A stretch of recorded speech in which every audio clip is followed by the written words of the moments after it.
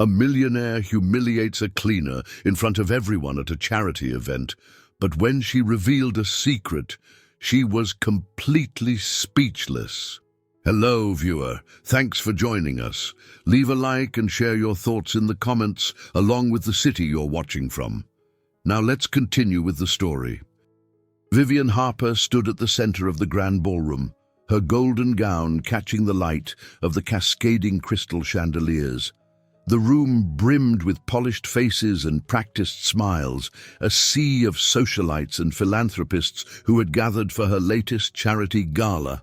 From her perch near the dais, Vivian exuded confidence. She was the face of Harper Foundation, a beacon of generosity in the city, admired for her ability to balance wealth and benevolence with enviable poise. Tonight was no exception. Her presence was magnetic, drawing whispers and compliments from every corner of the room.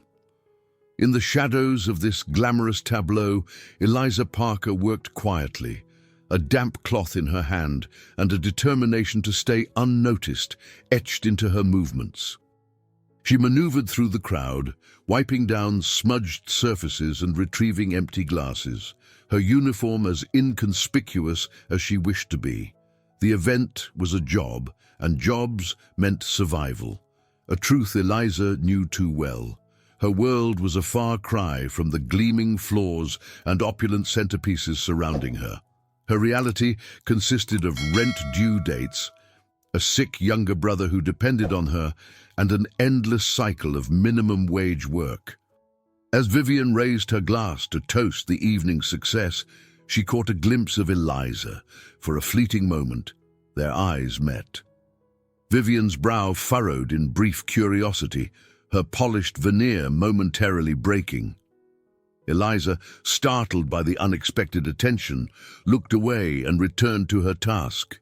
It was just a second, but it felt like a spark crossing two worlds that were never meant to touch. The murmurs of admiration around Vivian swelled as she began her speech, extolling the Foundation's achievements in providing scholarships and healthcare for underprivileged children. Her voice carried warmth and authority, captivating the audience. Yet, as she spoke of gratitude and giving back, Eliza couldn't ignore the irony that settled heavily in her chest. These words were meant to uplift people like her, weren't they? And yet, here she was, invisible among the very crowd celebrating compassion.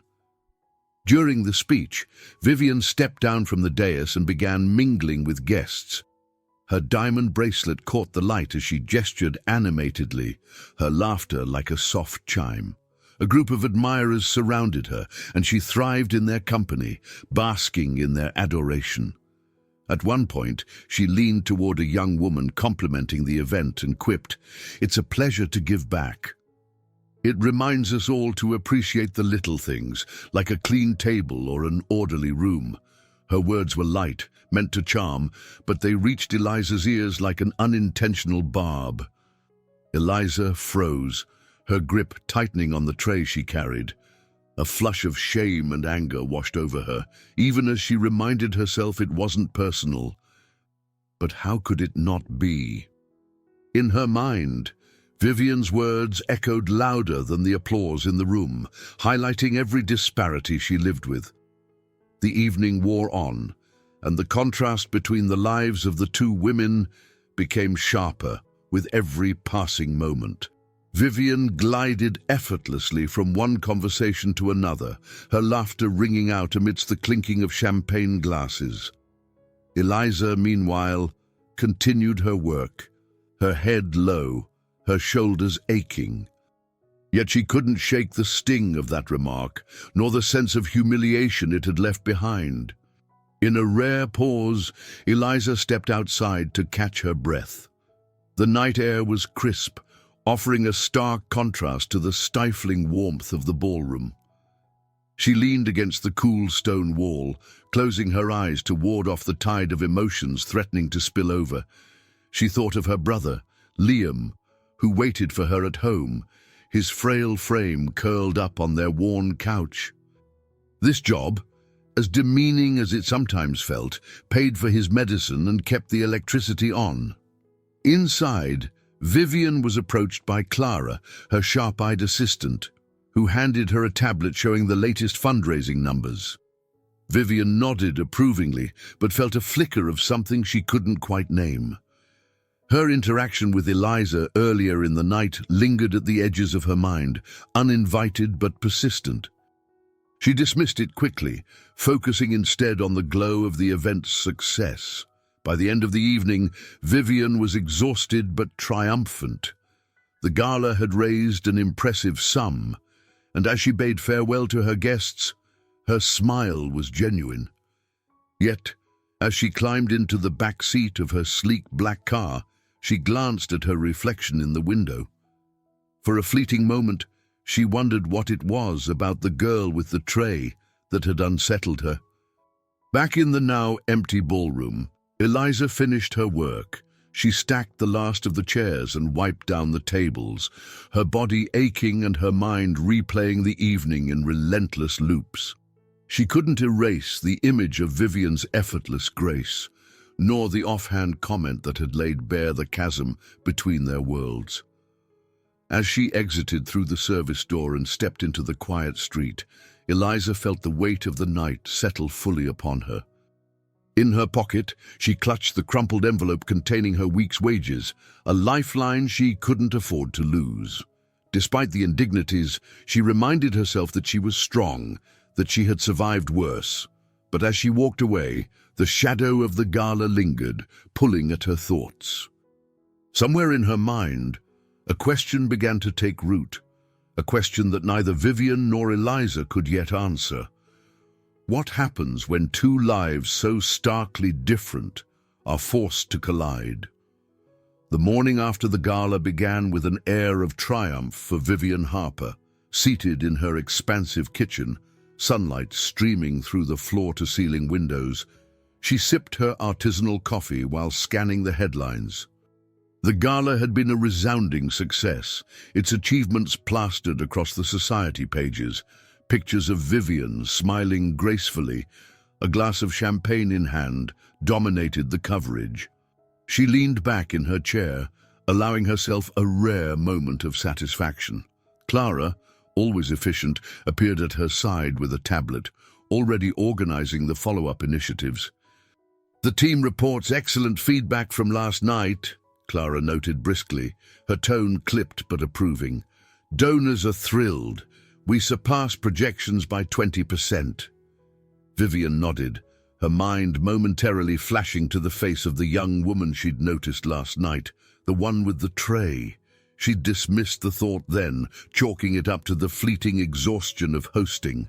But now it edged back, unbidden. "Make sure the staff receives acknowledgement for their hard work," she said, her voice measured. Clara raised an eyebrow, clearly surprised by the comment but too professional to question it outright. "I'll see to it." Meanwhile, in a cramped apartment across the city, Eliza Parker stirred a weak cup of coffee while her brother Liam dozed fitfully on the couch. The clatter of spoons against ceramic punctuated the quiet morning, and Eliza's movements were precise, almost robotic. The gala's events replayed in her mind like a reel she couldn't pause. Vivian's offhand comment echoed louder than the chirping birds outside the window. "Did the job pay okay?" Liam asked groggily, breaking her reverie. His voice was hoarse, a reminder of the medication they couldn't afford to skip. "It was fine," Eliza replied, forcing a smile. "We're covered for another week." The day wore on, and as the sun began its descent, the staff from the previous night's gala gathered to wrap up and retrieve any forgotten items. Eliza was among them, her posture stiff, her expression unreadable. She moved through the now empty ballroom, collecting stray napkins and tidying chairs, avoiding eye contact with her colleagues. Her aim was simple: finish quickly and leave without incident. But fate had other plans. The commotion began when a sharp cry echoed through the room. Heads turned to see one of the event organizers, an impeccably dressed man named Gregory, holding an empty pedestal where a piece of rare art had been displayed the night before. His face was a mask of panic. "The sculpture!" Gregory exclaimed. "It's gone!" Clara, who had arrived to supervise the post-event cleanup, rushed forward, her heels clicking against the marble floor. "What do you mean it's gone?" she demanded, her voice icy. The staff froze as Clara's gaze swept across them, her suspicion palpable. Vivian, who had arrived minutes earlier to retrieve a misplaced item of her own, now stood at the entrance, observing the scene with growing concern. "It was there last night," Gregory insisted, gesturing frantically. "It's worth over $100,000. Whispers rippled through the small crowd, uncertainty giving way to fear.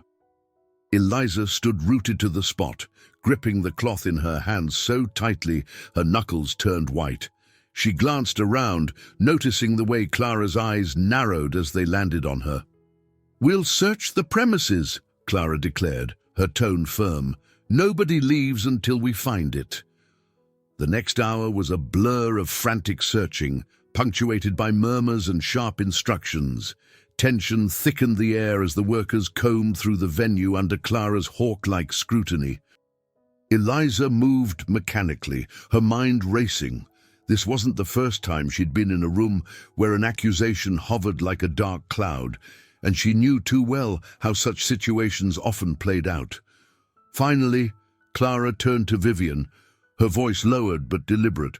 "Perhaps we should ask some direct questions. It's possible someone on the staff saw something." Vivian hesitated, glancing at the group of workers who had gathered near the far end of the room. Her polished demeanor remained intact, but an undercurrent of discomfort flickered across her face. Then, with an air of reluctant authority, she addressed them. "We need to get to the bottom of this," she said, her voice steady. "If anyone knows anything, now is the time to speak up." The silence that followed was deafening. Clara's gaze landed on Eliza, and a pointed question sliced through the room. "You were near that pedestal several times last night, weren't you?" All eyes turned to Eliza. Her heart pounded as the weight of accusation settled on her. She met Clara's gaze head-on, refusing to shrink under the scrutiny. "I was cleaning," she replied evenly, "like I was supposed to." "And you didn't see anything unusual?" Clara pressed, her tone sharp. "No," Eliza answered, her voice steady but her hands trembling slightly. Before Clara could respond, a voice interrupted. "Excuse me, but isn't this a bit premature?" Mark, a young journalist who had attended the gala as a guest and lingered to follow up on a story, stepped forward. His tone was measured, but there was a hint of challenge in his words. "Do we even know the sculpture was stolen? It could have been misplaced." Vivian looked at Mark, her expression unreadable. "You're suggesting we wait and do nothing?" "I'm suggesting we don't jump to conclusions," Mark said, glancing meaningfully at Clara. Before the tension could escalate further, Gregory shouted from the far side of the room, "I found it!" He held the missing sculpture aloft, triumphantly and sheepishly all at once. It was tucked under the tablecloth here. The room exhaled collectively, relief sweeping through the group. Eliza closed her eyes briefly, the adrenaline draining from her limbs, but the moment of reprieve was short-lived. Though the crisis had been resolved, the sting of Clara's pointed suspicion lingered, and Vivian's silence during the ordeal left an impression Eliza couldn't shake. As the workers dispersed, Eliza caught sight of Mark, watching her thoughtfully. He gave her a small nod, as if to say he'd noticed what others had missed. It wasn't much, but in that moment, it felt like the faintest glimmer of validation. Vivian, on the other hand, left the ballroom with her thoughts tangled. The incident had shaken her in ways she didn't fully understand, and for reasons she wasn't ready to confront. Eliza sat on the worn couch in her small apartment, staring blankly at the muted television. Liam was dozing beside her, his labored breathing filling the quiet room. The morning light filtering through the frayed curtains only emphasized the peeling paint on the walls and the threadbare carpet beneath her feet. She clenched her hands into fists, her mind replaying the scene from the night before. Clara's sharp gaze, the weight of the accusations, and Vivian Harper's detached silence. She had expected the job to be hard, like all the others, but she hadn't anticipated being singled out and humiliated. The memory of Clara's words burned in her mind, each one a reminder of how easily someone like her could become the scapegoat in a world where wealth and power ruled. Liam stirred, his voice groggy. "You're quiet today." Eliza blinked, pulling herself from her thoughts. "Just tired," she replied, brushing a hand through his hair. "How are you feeling?" "Same," he said with a small shrug. "You don't have to keep worrying, you know. We'll get through this." She nodded but didn't respond. Liam always tried to put on a brave face, but Eliza knew the truth. His health was a fragile thread, and the weight of their survival rested squarely on her shoulders. She glanced at the clock and sighed. Her shift at another cleaning job started soon, but her chest felt heavy with the thought of facing another day. Meanwhile, across town in her luxurious penthouse, Vivian Harper sat at her desk, scrolling through reports. Her assistant, Clara, hovered nearby, offering updates and reminders about the Foundation's next big event. Vivian listened distractedly. Her mind tugged back to the previous evening. She had seen the look on the young cleaner's face. Eliza, Clara had said her name was. A flash of humiliation and anger, quickly masked, but not before it left an imprint on Vivian's memory. "Vivian!" Clara's voice broke through her thoughts. "Did you hear me?" Vivian blinked and set the tablet down. "Yes, of course. The gala was a success, and we need to keep the momentum going."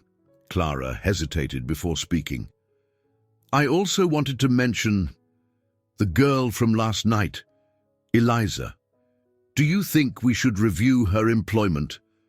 I mean, the sculpture incident wasn't her fault, but it might be better to—" "No," Vivian interrupted, her tone sharper than she intended. "There's no need for that.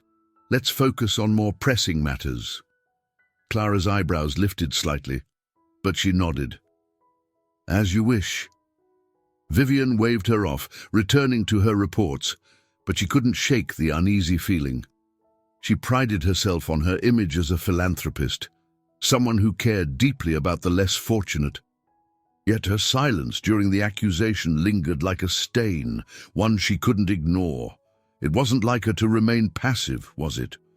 Or had she become so accustomed to the roles of wealth and power that she no longer questioned them?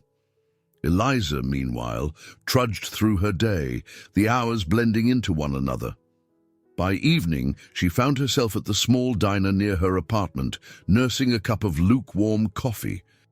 She stared out the window, watching cars blur by, her mind drifting to the growing unease she felt about her life. The weight of it all was suffocating. "You always this deep in thought, or is it just today?" A voice broke her trance. She turned to see Mark, the journalist from the gala, standing with a curious smile. He held a cup of coffee, his tie slightly askew. Eliza hesitated before responding, "I'm just tired." Mark gestured to the seat across from her. "Mind if I join?" She shrugged, and he slid into the booth. "I wanted to say," he began, his tone careful. "I'm sorry about what happened last night. It wasn't fair." Eliza stiffened. "You don't have to apologize. It's not like you were the one pointing fingers." "No, but I didn't speak up soon enough either," he admitted. "I saw what was happening, and I hesitated. That's on me." She studied him, searching for insincerity, but found none. "Why does it matter to you? People like me, we're used to this kind of thing." "That doesn't mean it's right," Mark said simply. "And I don't think you're the kind of person who just accepts it." Eliza snorted softly. "You don't know me." "Not yet," he conceded. "But I'd like to." The openness in his voice caught her off guard. She wasn't used to being seen, truly seen by anyone outside her small circle. It was both unnerving and strangely comforting. "Why are you here, really?" she asked, her tone skeptical. Mark leaned back, his expression thoughtful. "Because I think there's more to this story than anyone's saying. And maybe, if you're willing, you can help me tell it." Eliza's guard went up immediately. "You want to use me for some article?" "Not use," he corrected gently. "Partner. Your voice matters. Eliza, people need to hear it." She shook her head, her emotions a whirlwind. "I don't know if I can trust you." Mark nodded, respecting her hesitation. "I get that, but if you ever change your mind, you know where to find me." He slid a business card across the table before standing. "Take care, Eliza." She watched him leave, the card sitting untouched beside her coffee. For the first time in a long time, the idea of speaking out didn't feel entirely impossible, but the risk, it was enormous. As night fell, both women lay awake in their respective worlds, grappling with the choices before them. For Vivian, it was a growing unease about her complicity in a system she claimed to want to change. For Eliza, it was the question of whether she could risk everything to challenge that same system. Their paths, though separated by wealth and privilege, were beginning to converge in ways neither could yet imagine. Eliza stood outside the towering glass building of her cleaning agency, her fingers tightening around the strap of her worn canvas bag. She hadn't planned to come in today, but a summons from her supervisor had left her with little choice. Inside, the fluorescent lights buzzed faintly as the receptionist gestured toward a narrow hallway leading to the manager's office. The door creaked open, and her supervisor, Mr. Grayson, looked up from his cluttered desk. His expression was unreadable, though the lines on his face hinted at a weariness born of long days and difficult conversations. "Eliza, sit down," he said, gesturing toward the chair across from him. She obeyed, her back straight and her hands resting tensely on her lap. "You wanted to see me," Grayson sighed, leaning back in his chair. "Yes, about the gala. I received some feedback from the event organizer." Eliza's stomach tightened. She braced herself for the worst. What kind of feedback? "They were concerned about the incident with the missing sculpture," he began, his tone measured but firm.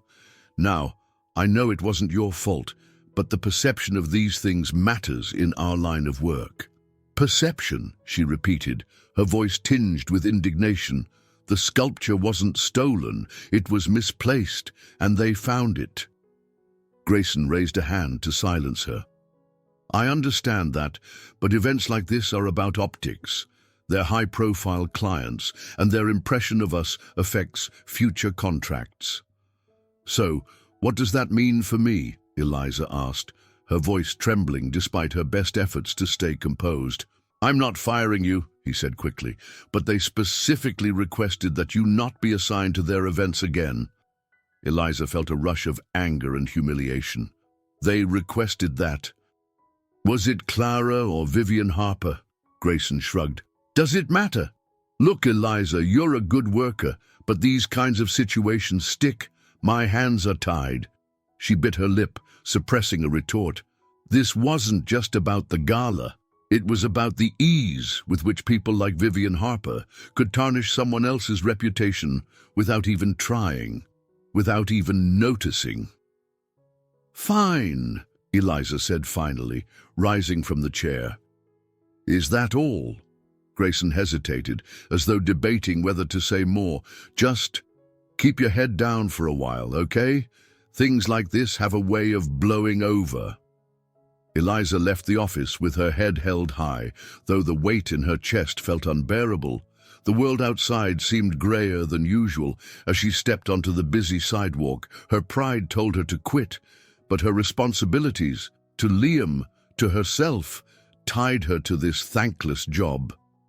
Meanwhile, Vivian paced the polished floors of her penthouse, the sunlight catching the crystals in the chandelier above. Clara sat on the edge of the sofa, Her tablet balanced on her lap as she updated Vivian on the latest developments with the foundation. "You seem distracted," Clara noted, glancing up. Vivian paused mid-step. "Do you think I handled the situation with the cleaner appropriately?" Clara frowned. "Eliza, why are you still thinking about that?" It doesn't sit right with me," Vivian admitted, folding her arms. "She was unfairly accused." Clara tilted her head, clearly puzzled. "With all due respect, Vivian, it was a minor misunderstanding. Let's not dwell on it." Vivian stared out the floor-to-ceiling windows, the city skyline stretching endlessly before her. It wasn't minor for her. Clara's silence was telling. She adjusted her posture and said, "You've worked hard to build your reputation, Vivian. Don't let guilt over someone like her distract you from the bigger picture." Vivian turned, her gaze sharp. "Someone like her." Clara blinked, then gave a faint smile. "I meant someone who's not part of this world. You can't change everything." Vivian didn't respond, but Clara's words gnawed at her. She had built her life around charity and philanthropy, yet in one evening she had felt the cracks in the facade. The cleaner's face, her defiance and vulnerability, lingered like an unspoken accusation. Elsewhere, Eliza found herself at the small park near her apartment, sitting on a worn wooden bench. She clutched Mark's card in her hand, turning it over repeatedly. Part of her wanted to throw it away, to forget the strange journalist who had seen too much of her pain. But another part, a quieter, braver part, whispered that maybe, just maybe, he was right. The soft crunch of footsteps on gravel broke her reverie. She looked up to see Mark approaching, his hands stuffed into his jacket pockets. "I wasn't sure if you'd actually call," he said, stopping a few feet away. "I didn't," Eliza replied, holding up the card. "But here you are." He smiled slightly, nodding toward the bench. "May I?" She hesitated, then gestured for him to sit. The silence between them stretched, broken only by the rustling of leaves in the wind. "I heard about what happened with your supervisor," Mark said finally, his tone careful. Eliza looked at him sharply. "How do you know?" "I have sources," he replied cryptically, then softened. "Look, I'm not here to pry. I just want to help. Tell me your side of the story." She hesitated. Trust didn't come easily, but the urge to unburden herself won out. Slowly, haltingly, she began to recount the events of the gala and the fallout that followed. Mark listened intently, his expression never wavering. When she finished, he said, "You've been treated unfairly. People need to hear this." Eliza shook her head. "And then what? They read it, maybe feel bad for a second and move on. It doesn't change anything." "It could," Mark countered. "But only if you're willing to take the risk." She studied him, searching for any hint of ulterior motive, but found none. For the first time, she considered the possibility that speaking out might not just be for her. It might mean something more. "I'll think about it," she said finally. Mark nodded. "That's all I ask." As he left, Eliza remained on the bench, the card still in her hand. Choices weighed heavily on her, each one carrying the potential to shift her life in ways she couldn't predict. And though she didn't know it yet, Vivian Harper was beginning to grapple with her own choices that would soon force their paths to cross again.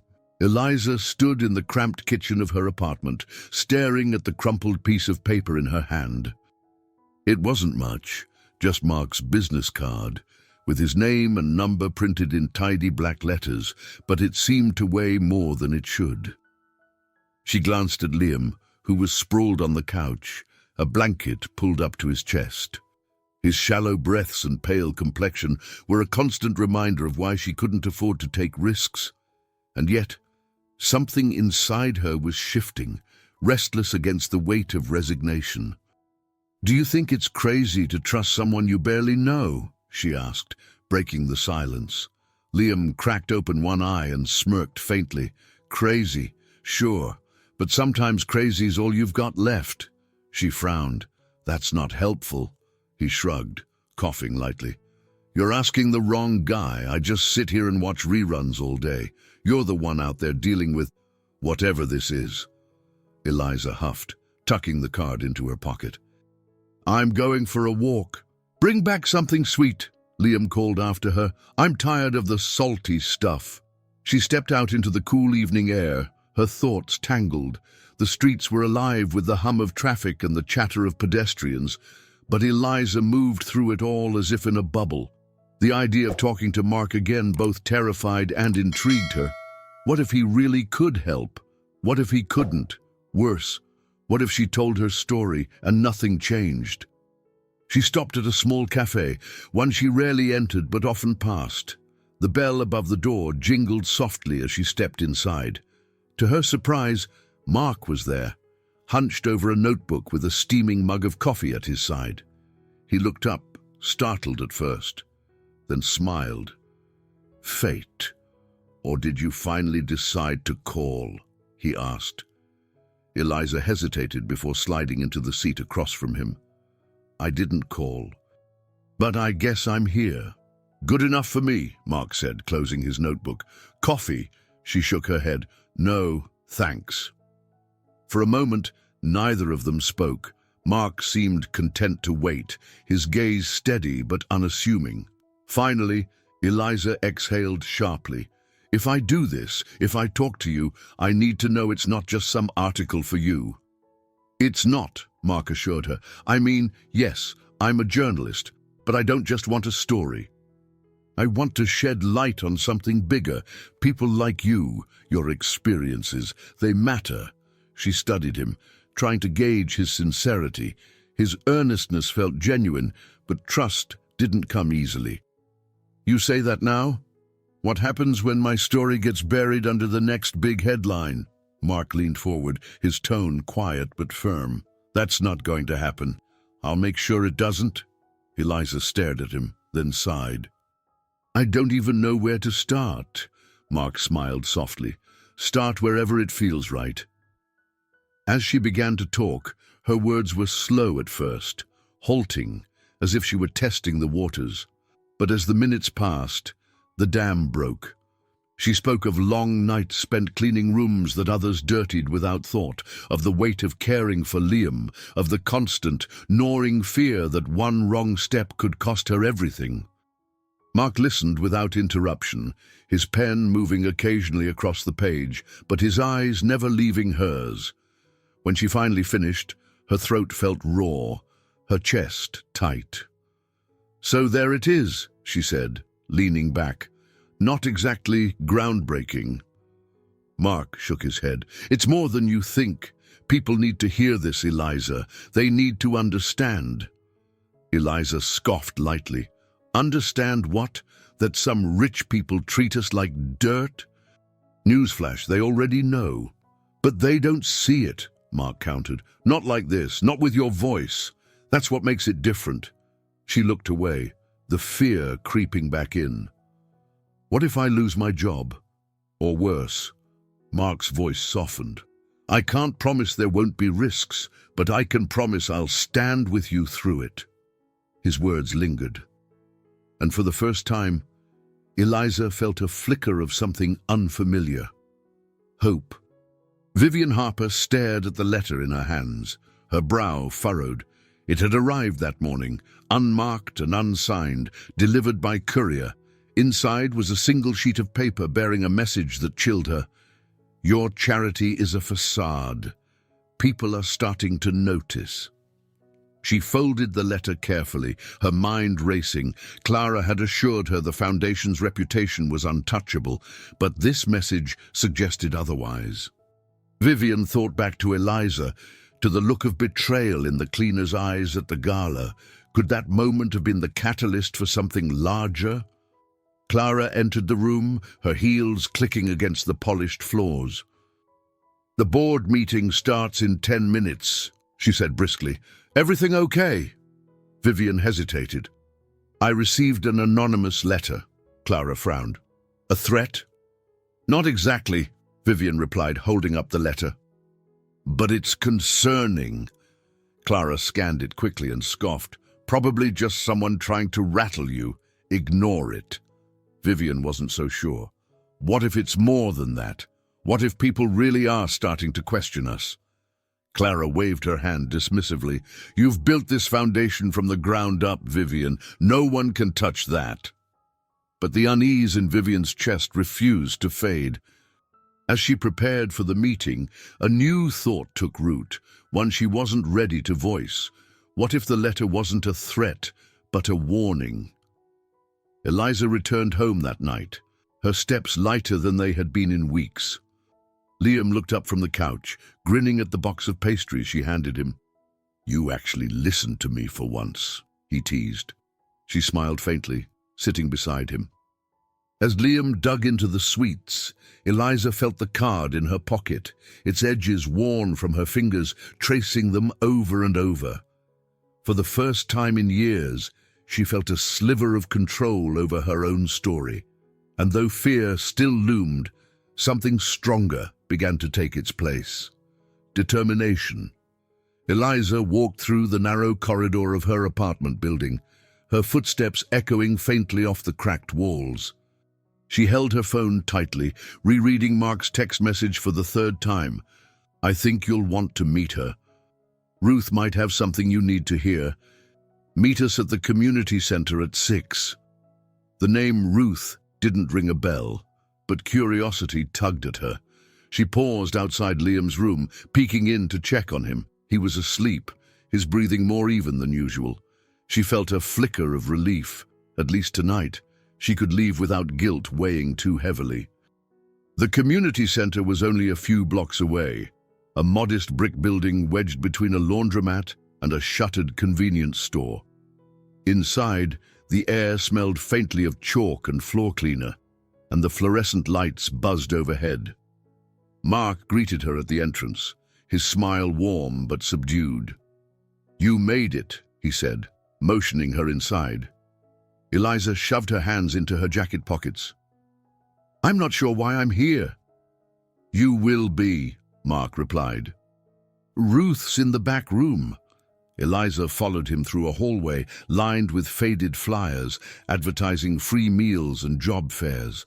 They entered a small meeting room where an older woman sat at a table, her hands wrapped around a steaming cup of tea. Her silver hair was pulled into a loose bun, and her eyes, sharp and kind, studied Eliza with quiet curiosity. Eliza, this is Ruth, Mark said, pulling out a chair for her. Eliza hesitated before sitting, her gaze flicking to Ruth. You're Mark's source. In a way, Ruth replied, her voice steady but warm, though I prefer to think of myself as someone who's seen a lot and learned a little. Mark excused himself, leaving the two women alone. Eliza felt the weight of Ruth's gaze, as if the older woman could see straight through her. Mark told me about you, Ruth began, her words measured. Said you're thinking about speaking out. Eliza stiffened. Thinking is all I'm doing right now? That's fair, Ruth said, nodding. It's not an easy thing to do. Eliza leaned back in her chair, crossing her arms. You sound like you've done it before. I have, Ruth said simply. Years ago, I worked as a cleaner too, back when unions were stronger and the stakes were different. But the fear, that part hasn't changed. Eliza frowned. What happened? Ruth sipped her tea before answering. I saw something wrong and decided not to look away. A supervisor was skimming wages from our checks. I spoke up, and it cost me my job. Almost cost me my home too. So why did you do it? Eliza asked, her voice tinged with frustration. If you knew what you'd lose. Because there's a cost either way, Ruth replied, her tone firm but kind. Staying silent chips away at you. You lose pieces of yourself until there's nothing left. Speaking out, yes, it's hard, but it lets you keep your dignity. Eliza looked away, Ruth's words settling uncomfortably in her chest. Dignity doesn't pay rent? No, it doesn't, Ruth admitted, but sometimes it opens doors you didn't know were there. Silence hung between them, heavy and contemplative. Finally, Ruth reached into her bag and pulled out a worn photograph. She slid it across the table to Eliza. The photo showed a group of women standing outside a factory, their faces serious but determined. In the corner of the image was a younger Ruth, her features unmistakable.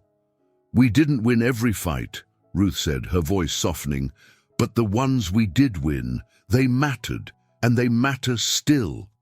Eliza studied the photo, her fingers brushing the edges. "Why are you telling me this?" "Because I see a lot of myself in you," Ruth said. "And because I think you're stronger than you realize?" Vivian Harper sat in her sprawling office, her hands steepled as Clara rattled off a list of updates. The board meeting had gone smoothly, but the anonymous letter still lingered in the back of her mind. Vivian had spent the day poring over financial reports and public feedback, searching for cracks in the foundation of her carefully curated empire. "Vivian?" Clara's voice cut through her thoughts. Vivian blinked, focusing on her assistant. "I said the event planning for next month is ahead of schedule," Clara repeated, her tone faintly exasperated. "Is everything all right?" Vivian hesitated before speaking. "Have you ever wondered if we're doing enough?" Clara frowned. "Enough." "For the people we claim to help," Vivian clarified. "The foundation raises millions, but are we truly making a difference?" Clara tilted her head, studying Vivian. "You've built scholarships, clinics, shelters. What more do you think you should be doing?" "I don't know," Vivian admitted, her voice quieter. "But lately, I feel like I've been looking at everything through the wrong lens." Clara set her tablet down, her expression turning cautious. "This isn't about that cleaner from the gala, is it?" Vivian didn't answer immediately. "Maybe it is. Or maybe she just made me realize how disconnected I've become." Clara sighed. "You're overthinking this. The foundation's impact speaks for itself. One disgruntled worker doesn't change that." Vivian nodded absently, but Clara's words didn't quell the growing unease in her chest. For years, Vivian had operated with the belief that her wealth was a force for good, but now cracks were appearing in that belief, and she wasn't sure how to fill them. Back at the community center, Eliza slipped the photograph into her pocket, the image of Ruth's determined younger self etched in her mind. As she stepped into the cool night air, Mark appeared beside her. "How'd it go?" he asked. Eliza shrugged. "I'm not sure, but she gave me a lot to think about." Mark smiled faintly. "That's Ruth for you." They walked in silence for a few moments before Eliza spoke. "Do you really think people will care about what I have to say?" "Yes," Mark said without hesitation, "but more importantly, I think you'll care. And that's what matters." Eliza didn't reply, but a small part of her began to believe him. For the first time, she felt the faint stirrings of something she hadn't felt in years: hope. Eliza stood in the dimly lit office of her cleaning agency, the resignation letter clutched tightly in her hand. The words she had agonized over the night before felt heavier now, staring up at her from the neatly folded paper. She had rewritten the letter 3 times, each draft more uncertain than the last, but the act of holding it now seemed to solidify her decision. Mr. Grayson sat behind his desk, his tired eyes scanning the form she had just handed him. He sighed deeply, setting it down without meeting her gaze. "Are you sure about this, Eliza?" he asked, his tone tinged with concern. "You're one of my best workers." "I'm sure," she said, though her voice wavered. "It's time." Grayson leaned back in his chair, rubbing his temple. "I can't say I didn't see this coming after everything at the gala, but leaving without a backup plan, that's risky." Eliza's jaw tightened. "I'll figure it out," Grayson studied her for a moment, then nodded. All right. Just know my door's open if you need it. She gave a curt nod and left the office before the emotions bubbling in her chest could spill over. On the walk home, the cool wind nipped at her cheeks, and doubt crept in with every step. Had she made the right choice? Liam depended on her income, and the thought of facing an uncertain future was terrifying. But Ruth's words echoed in her mind. There's a cost, either way. Speaking out lets you keep your dignity. When she reached her apartment, Liam was awake, sprawled on the couch with a comic book. He looked up as she entered, his eyes narrowing. You look like someone stole your lunch money. Not exactly, she muttered, tossing her bag onto the counter. I quit my job. Liam's eyebrows shot up. You did what? Eliza slumped into a chair. I couldn't keep going like that. They made it clear I wasn't welcome at the high-profile events anymore, and after everything, I just couldn't stay. Liam set the comic book down and leaned forward, concern etched across his face. Eliza, we need the money. I know, she said, her voice breaking slightly, but I can't keep living like this, always being the one who gets stepped on, always being invisible. What are you going to do now? He asked, his tone softer. She hesitated, then pulled Mark's card from her pocket. There's this journalist. He thinks my story could make a difference. Liam stared at her, then slowly nodded. Do you trust him? I don't know, she admitted, but I have to try. Vivian sat at the head of the long mahogany table in the Harper Foundation's boardroom, her hands folded neatly in front of her.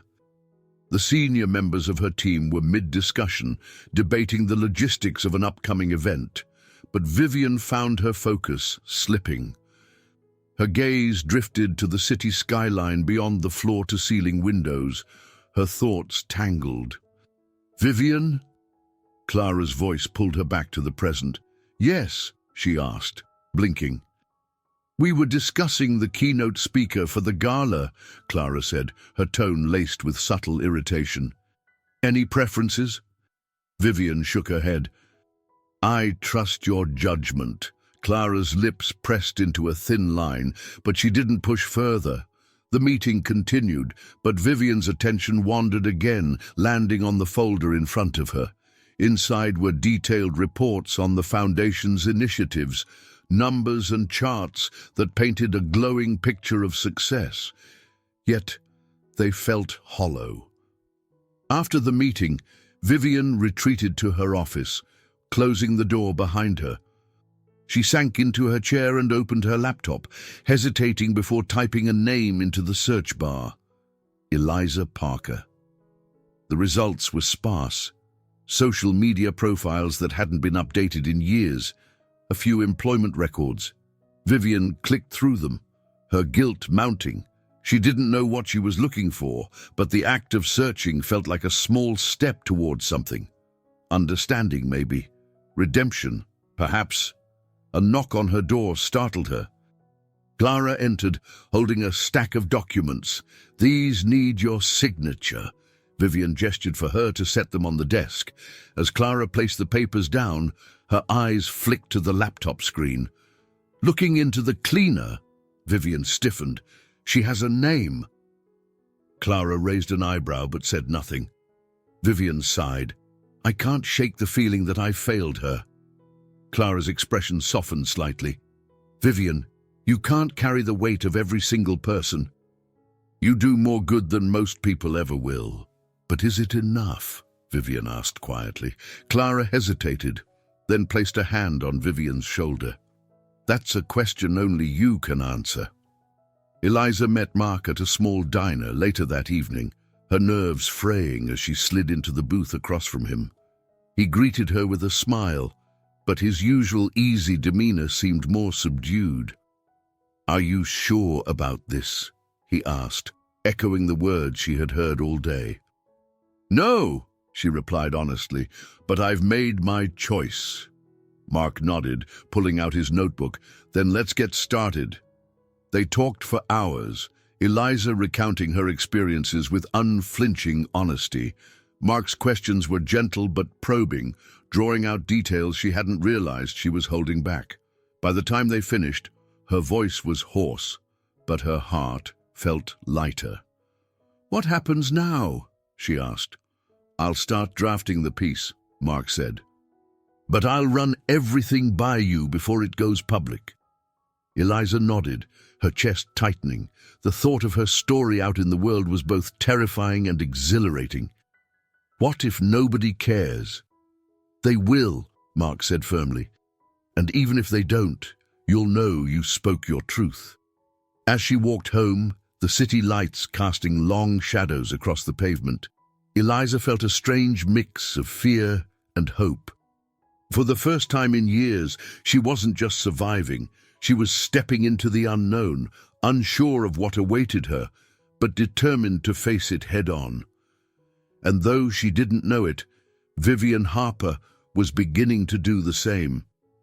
Eliza sat in her apartment, the weight of silence pressing heavily around her. Liam had fallen asleep early, his soft snores a rhythmic background to the swirling thoughts in her mind. She stared at the notes Mark had given her, a rough outline of the story he intended to publish. Her name was at the top, bold and unmistakable, a stark reminder that her life was about to change irrevocably. Her phone buzzed, jolting her from her thoughts. The screen lit up with Mark's name. She hesitated before answering. "Hey," his voice came through, steady but concerned. "I just wanted to check in. How are you holding up?" Eliza sighed, leaning back in her chair. "I don't know. This feels big. Too big." "It is big," Mark admitted. "But you're not alone in this. I've got your back." "Do you think people will actually listen?" she asked, her voice small. "I do," he said firmly. "But even if they don't, speaking out is still worth it. You're shining a light on something people need to see." She nodded, even though he couldn't see her. "Thanks, Mark, for everything." "Anytime," he replied. "And remember, you can back out if it feels like too much. No judgment." Eliza swallowed hard. "No, I'm in..." At the Harper Foundation, Vivian paced her office, the faint hum of the city night filtering through the windows. The anonymous letter still sat on her desk, its message gnawing at her. She had spent the day probing her staff, searching for any hint of dissatisfaction or disloyalty, but nothing concrete had emerged. Clara entered without knocking, a habit that Vivian had long stopped addressing. She held a thick folder and wore her usual air of efficiency. "I've compiled the latest reports," Clara announced, placing the folder on Vivian's desk. "Fundraising is up 10% from last quarter." Vivian barely glanced at it.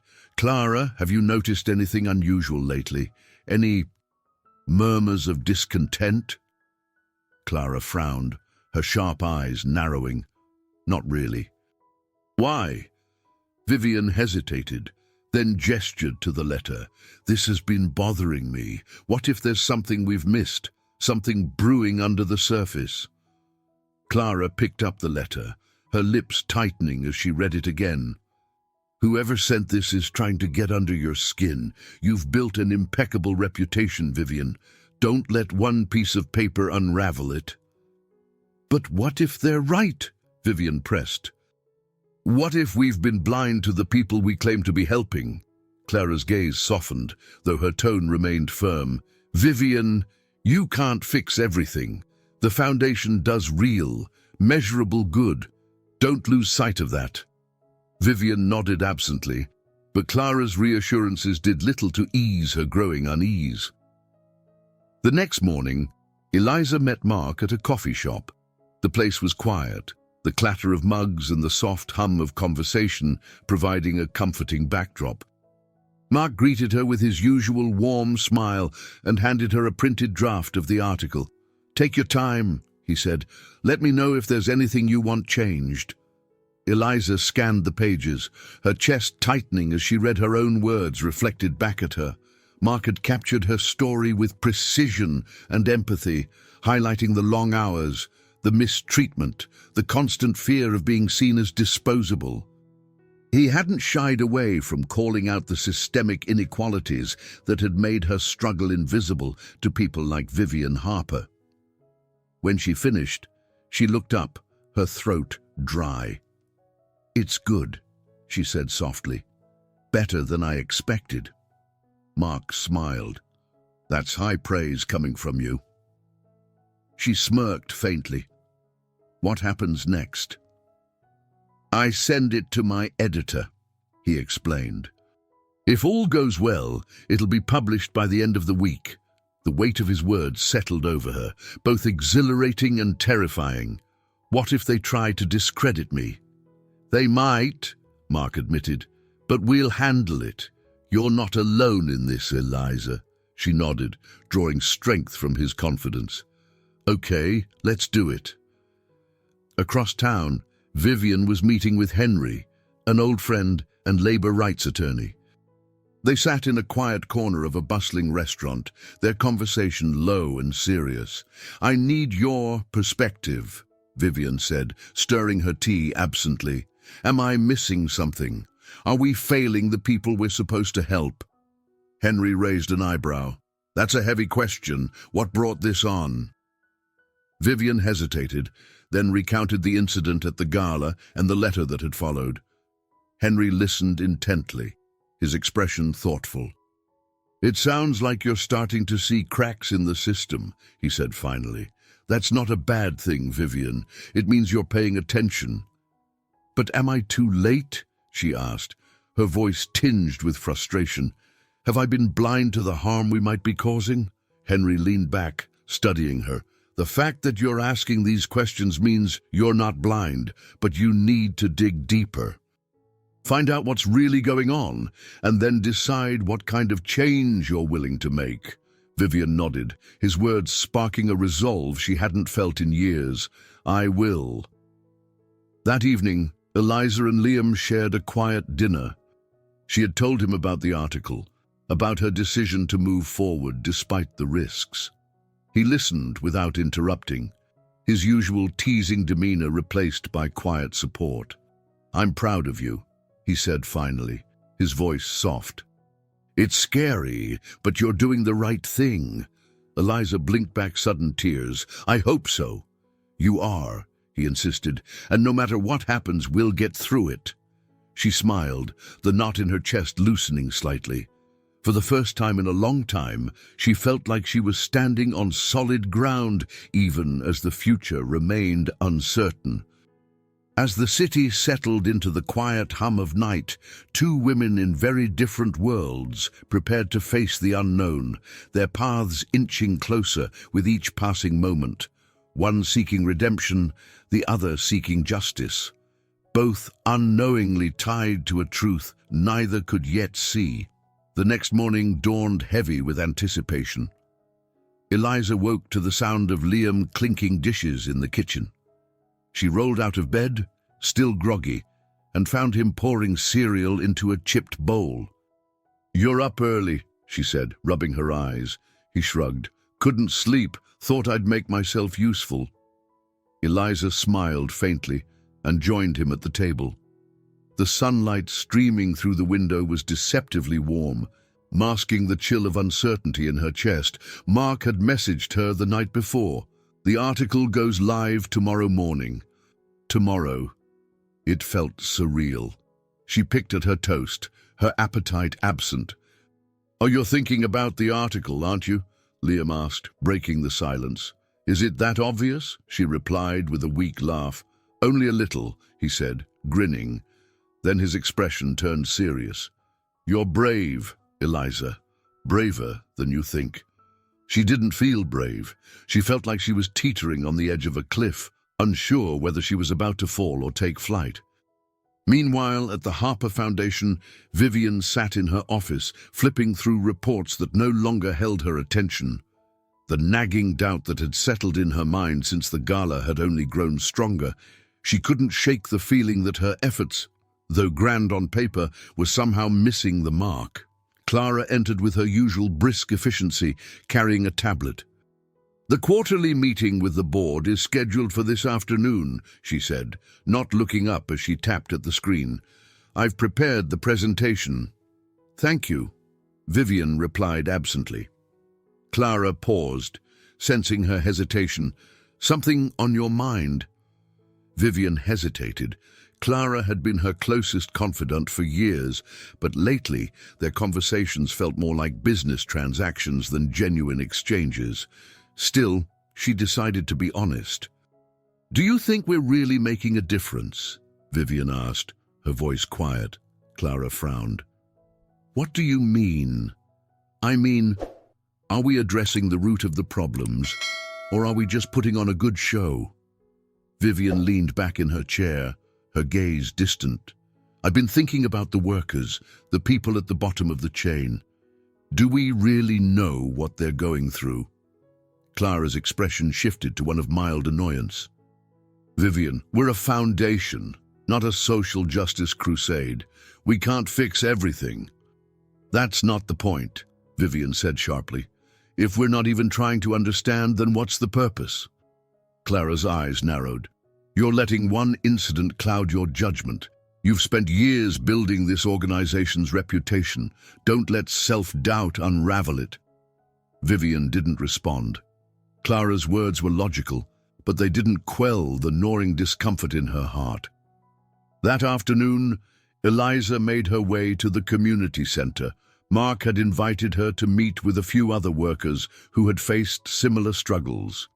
She was nervous, unsure of what to expect, but Ruth's encouragement echoed in her mind. "You're not alone in this." Inside the modest meeting room, a small group of people sat in a loose circle. Mark greeted her warmly and introduced her to the others, a middle-aged janitor named Carlos, a young waitress named Mia, and an older woman named Denise who worked as a caregiver. Their faces were worn but kind, their eyes reflecting a mix of exhaustion and resilience. "Thank you for coming," Mark said, gesturing for Eliza to take a seat. "I thought it might help to connect with others who understand what you're going through." At first, Eliza felt awkward, unsure of what to say, but as the others began sharing their stories, she found herself nodding along, their experiences striking familiar chords. Carlos spoke of long nights scrubbing floors, only to be reprimanded for minor mistakes. Mia described dealing with rude customers while barely making enough to cover her rent. Denise talked about the emotional toll of caring for patients who rarely showed her gratitude. When it was her turn, Eliza hesitated, then took a deep breath. "I've always felt invisible," she began. "Like no matter how hard I work, it's never enough. People don't see me, they see a uniform, a role, something disposable." The group listened intently, their nods encouraging her to continue. By the time she finished, a weight she hadn't realized she was carrying had lifted slightly. For the first time in years, she felt seen. "You're not invisible to us," Carlos said, his voice steady, "and you're not disposable." Eliza's throat tightened with emotion, but she managed a small smile. "Thank you." As the meeting wrapped up, Mark handed her a printout of the article, now finalized. "It goes live tomorrow," he said. "Are you ready?" She wasn't sure if she was ready, but she nodded anyway. "I think so." That evening, Vivian sat alone in her penthouse, a glass of wine untouched on the table beside her. She stared at the city skyline, her mind racing. Henry's words from their lunch replayed in her head. "You need to dig deeper." She opened her laptop and began searching for more information about the gala staff, hoping to find some insight into their lives. Her search eventually led her to an online forum where workers anonymously shared their experiences. The stories she read were heartbreaking: long hours, low pay, disrespect, and constant fear of losing their jobs. One post in particular caught her attention. The writer described an incident at a high-profile event where they were falsely accused of theft. The details matched the gala perfectly. As Vivian read the post, her chest tightened. This wasn't just a fleeting moment of discomfort, it was a systemic issue, and she had been complicit in it. She leaned back in her chair, her mind a whirlwind of guilt and determination. Something had to change, and she couldn't look away any longer. As the clock struck midnight, two women lay awake in different corners of the city. Eliza stared at the ceiling, bracing herself for the storm that the article's release might bring. Vivian gazed out at the city lights, her resolve hardening with each passing minute. Though they were worlds apart, their journeys were inching closer, driven by truths they could no longer ignore. The ties to their old lives were fraying, and new alliances were beginning to take shape, setting the stage for the battles ahead. The morning the article was published, Eliza woke to an unusual quiet. It wasn't the silence of peace, but the calm before a storm. She pulled her phone from the nightstand, her hand trembling as she opened the link Mark had sent. There it was, her story, bold and raw, sitting on a news site that reached thousands. The headline read, "Invisible No More, a cleaner's fight against inequality." Her name sat just below it, a beacon of vulnerability and defiance. She read every word, though she knew the story by heart. Mark had captured her voice, her fears, and her pain with such clarity that it almost felt like someone else's life on the page. A knock at her door startled her. Liam peeked in, holding his phone. "You're famous," he said, his grin wide despite his pale complexion. "Don't joke about this," she muttered, pulling on her sweater. "I'm not," he insisted, stepping into the room. "Have you seen the comments?" "People are already talking about it." She hesitated before opening the article again and scrolling to the comments section. The responses were a mix of outrage, support, and skepticism. Finally, someone is speaking up for the little guy. Stories like this are why we need better worker protections. This is just another sob story from someone who couldn't handle hard work. Eliza's stomach twisted, but Liam placed a hand on her shoulder. "Ignore the trolls. The people who matter, they're listening." At the Harper Foundation, Vivian sat at her desk, sipping her morning coffee as Clara entered with a tablet in hand. "Morning," Clara said briskly. "You'll want to see this." Vivian frowned as Clara placed the tablet in front of her. The article's headline jumped out immediately, and Vivian's heart sank. She read it once, then again, her grip on the tablet tightening. It wasn't just the story, it was the implications, the truths that hit too close to home. "This could be a problem," Clara said, folding her arms. "She's calling out the very events we host." "It's more than a problem," Vivian murmured, setting the tablet down. "It's a wake-up call." Clara raised an eyebrow. "A wake-up call, Vivian. She's accusing us, your foundation, of perpetuating inequality. We need to issue a statement." "A statement won't fix this," Vivian said, standing abruptly. "We need to do more." Clara's lips pressed into a thin line. "What exactly are you suggesting?" Vivian hesitated. "I'm not sure yet, but I need to meet her." Clara blinked. "Meet her? You're the head of a multi-million-dollar foundation, Vivian. You can't just—" "Clara," Vivian interrupted, her tone firm. "I've made up my mind." Clara sighed but didn't argue further. "I'll make the arrangements." Eliza spent most of the day glued to her phone, alternating between reading comments and responding to messages from Mark. The article had been shared hundreds of times, each notification both thrilling and terrifying. When a new email popped up in her inbox, she hesitated before opening it. It was from Vivian Harper. Ms. Parker. "I've read the article and would like to meet with you to discuss it further. Please let me know if you're willing to sit down for a conversation. I believe we may have more in common than it seems." Best regards, Vivian Harper. Eliza stared at the screen, her heart pounding. "You have got to be kidding me," she muttered. "What is it?" Liam asked from the couch. She turned the phone toward him. "Vivian Harper wants to meet." Liam raised an eyebrow. "The Vivian Harper?" Eliza nodded. "I don't trust her." "Maybe you don't have to trust her," Liam said, "but if she's reaching out, she's nervous. That's something." Eliza frowned. "Or she's trying to save face." "Could be both," Liam said with a shrug. "But if you don't talk to her, you might always wonder what she wanted." Vivian sat in a quiet corner of a downtown cafe, the sounds of steaming milk and clinking mugs blending into the background. She had chosen the location deliberately, neutral, unassuming. She tapped her fingers against her cup, her nerves uncharacteristically frayed. When Eliza walked in, her shoulders tense and her gaze sharp, Vivian rose to greet her. "Ms. Parker, thank you for coming." Eliza hesitated before shaking her hand. "You didn't really leave me much choice, did you?"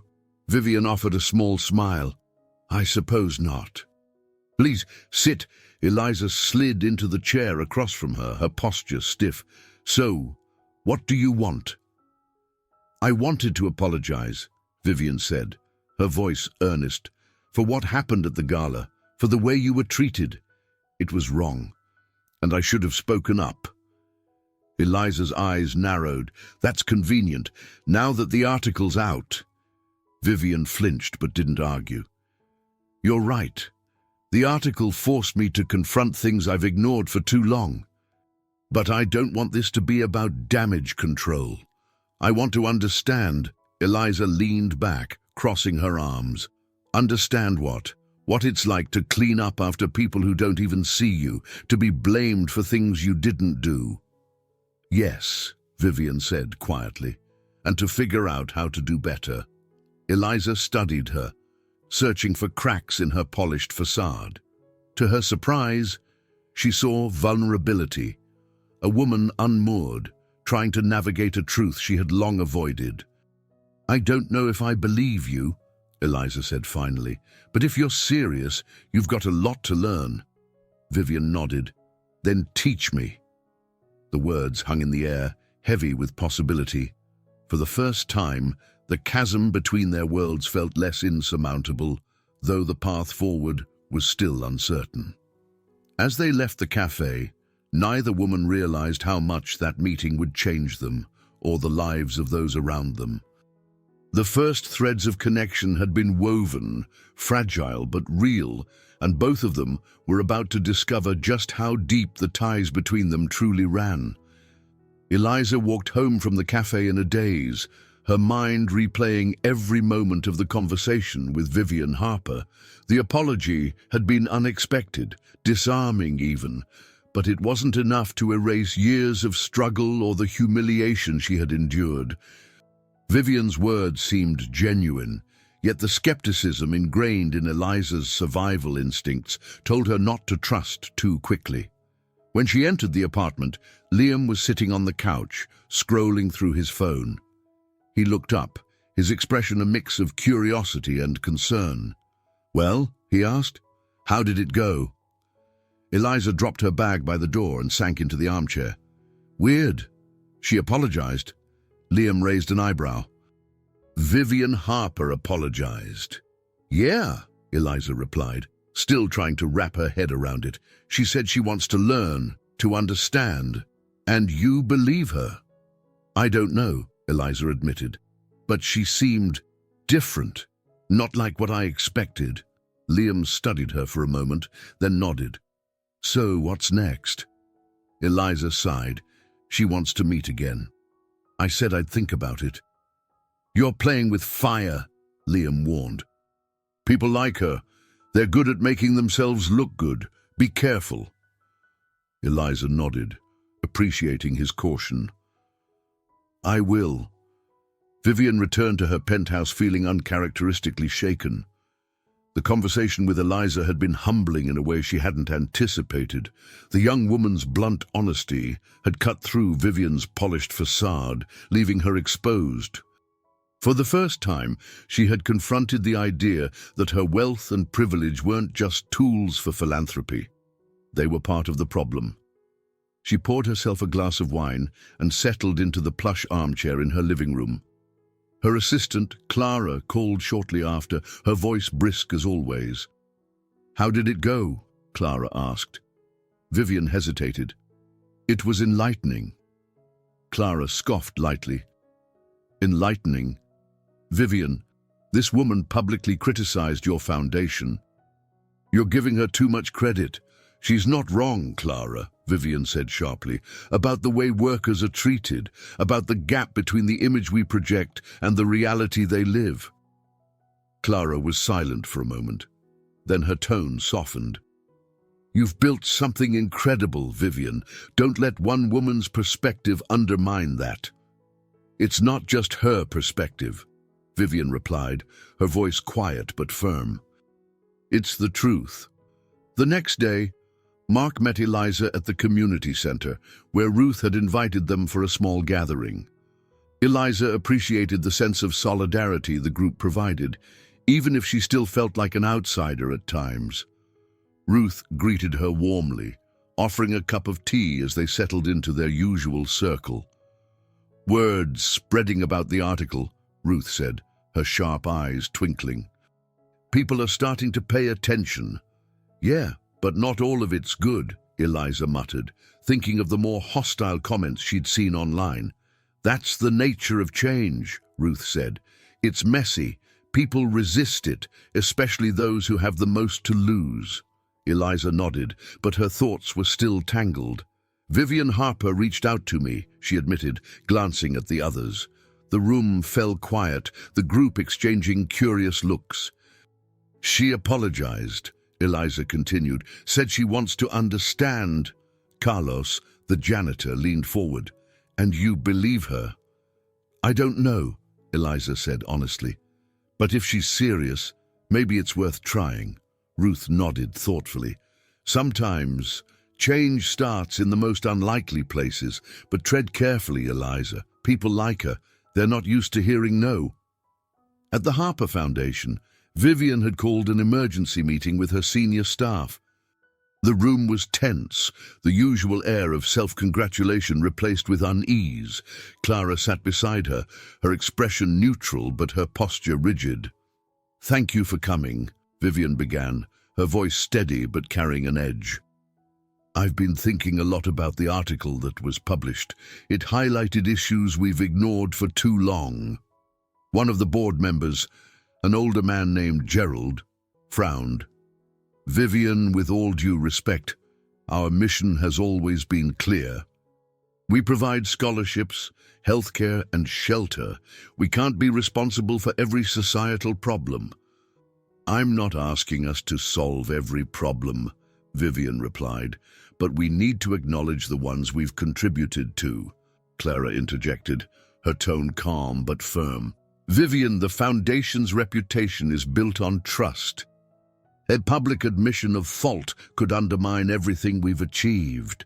"Then maybe it needs to be undermined," Vivian shot back, surprising even herself with the force of her conviction. "What's the point of all this if we're not making real change?" The room fell silent, the weight of her words settling over them. For the first time, Vivian felt the distance between herself and her team, a divide born of years spent avoiding hard truths. That evening, Eliza received another email from Vivian, this one more direct. "Ems.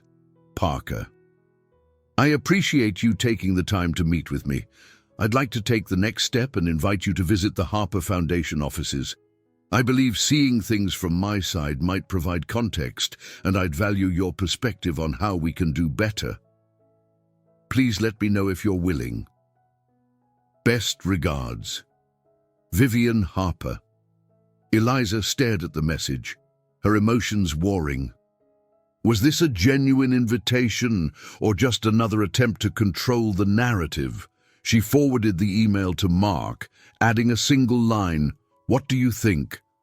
Mark called her almost immediately.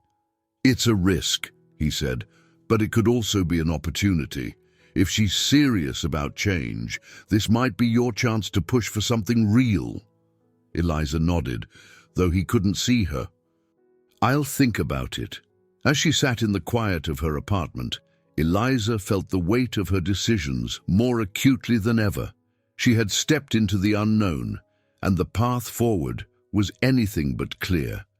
But for the first time, she began to see the faint outlines of a bridge, one that might, just might, connect her world to Vivian's. Eliza stood outside the Harper Foundation's imposing glass building, staring up at the sleek facade that seemed to stretch endlessly into the sky. The contrast between this polished world and her modest life felt sharper than ever, like a jagged edge she had no choice but to navigate. She tightened her grip on the strap of her bag and took a steadying breath. Mark's words from the night before echoed in her mind. "It's an opportunity to make them listen, but remember, you're not there to appease them." She had nodded, determined, but now her resolve wavered. What did she have to offer in this world of power and privilege? The receptionist greeted her with a polite smile and directed her to the 22nd floor. The elevator ride felt endless, the silence within broken only by the faint hum of machinery. When the doors opened, Vivian Harper was waiting. "Miss Parker," Vivian said, extending a hand. "Thank you for coming." Eliza hesitated before shaking it. "I wasn't sure if I should." Vivian offered a small, disarming smile. "I'm glad you did. Let me show you around." They walked through the spacious office, Vivian pointing out various departments: marketing, research, event planning. The staff moved with practiced efficiency, their polished appearances and confident strides making Eliza feel acutely out of place. "This is where we plan most of our initiatives," Vivian explained as they entered a glass-walled conference room. "Scholarships, grants, healthcare programs, everything starts here." Eliza glanced at the sleek table and leather chairs, the pristine charts on the walls. "It's impressive," she admitted, though her tone carried a trace of skepticism. Vivian caught it. But it feels far away from the people you're helping," Eliza said bluntly. "Do you ever actually talk to them? Hear what they need?" Vivian paused, her expression thoughtful. "Not as often as I should. That's something I want to change." Before Eliza could respond, Clara entered, her sharp heels clicking against the polished floor. She carried a tablet, her expression as composed as ever. "Vivian, the board is ready for your update," Clara said, her gaze briefly flicking to Eliza. "Miss Parker, welcome." "Thank you," Eliza replied coolly, sensing Clara's faint disapproval. Vivian turned to Eliza. "Would you mind joining us? I think your perspective could be valuable." Eliza hesitated, the weight of the request pressing down on her. "You really want me in there?" "Yes," Vivian said simply. "If we're going to make real change, it starts with uncomfortable conversations."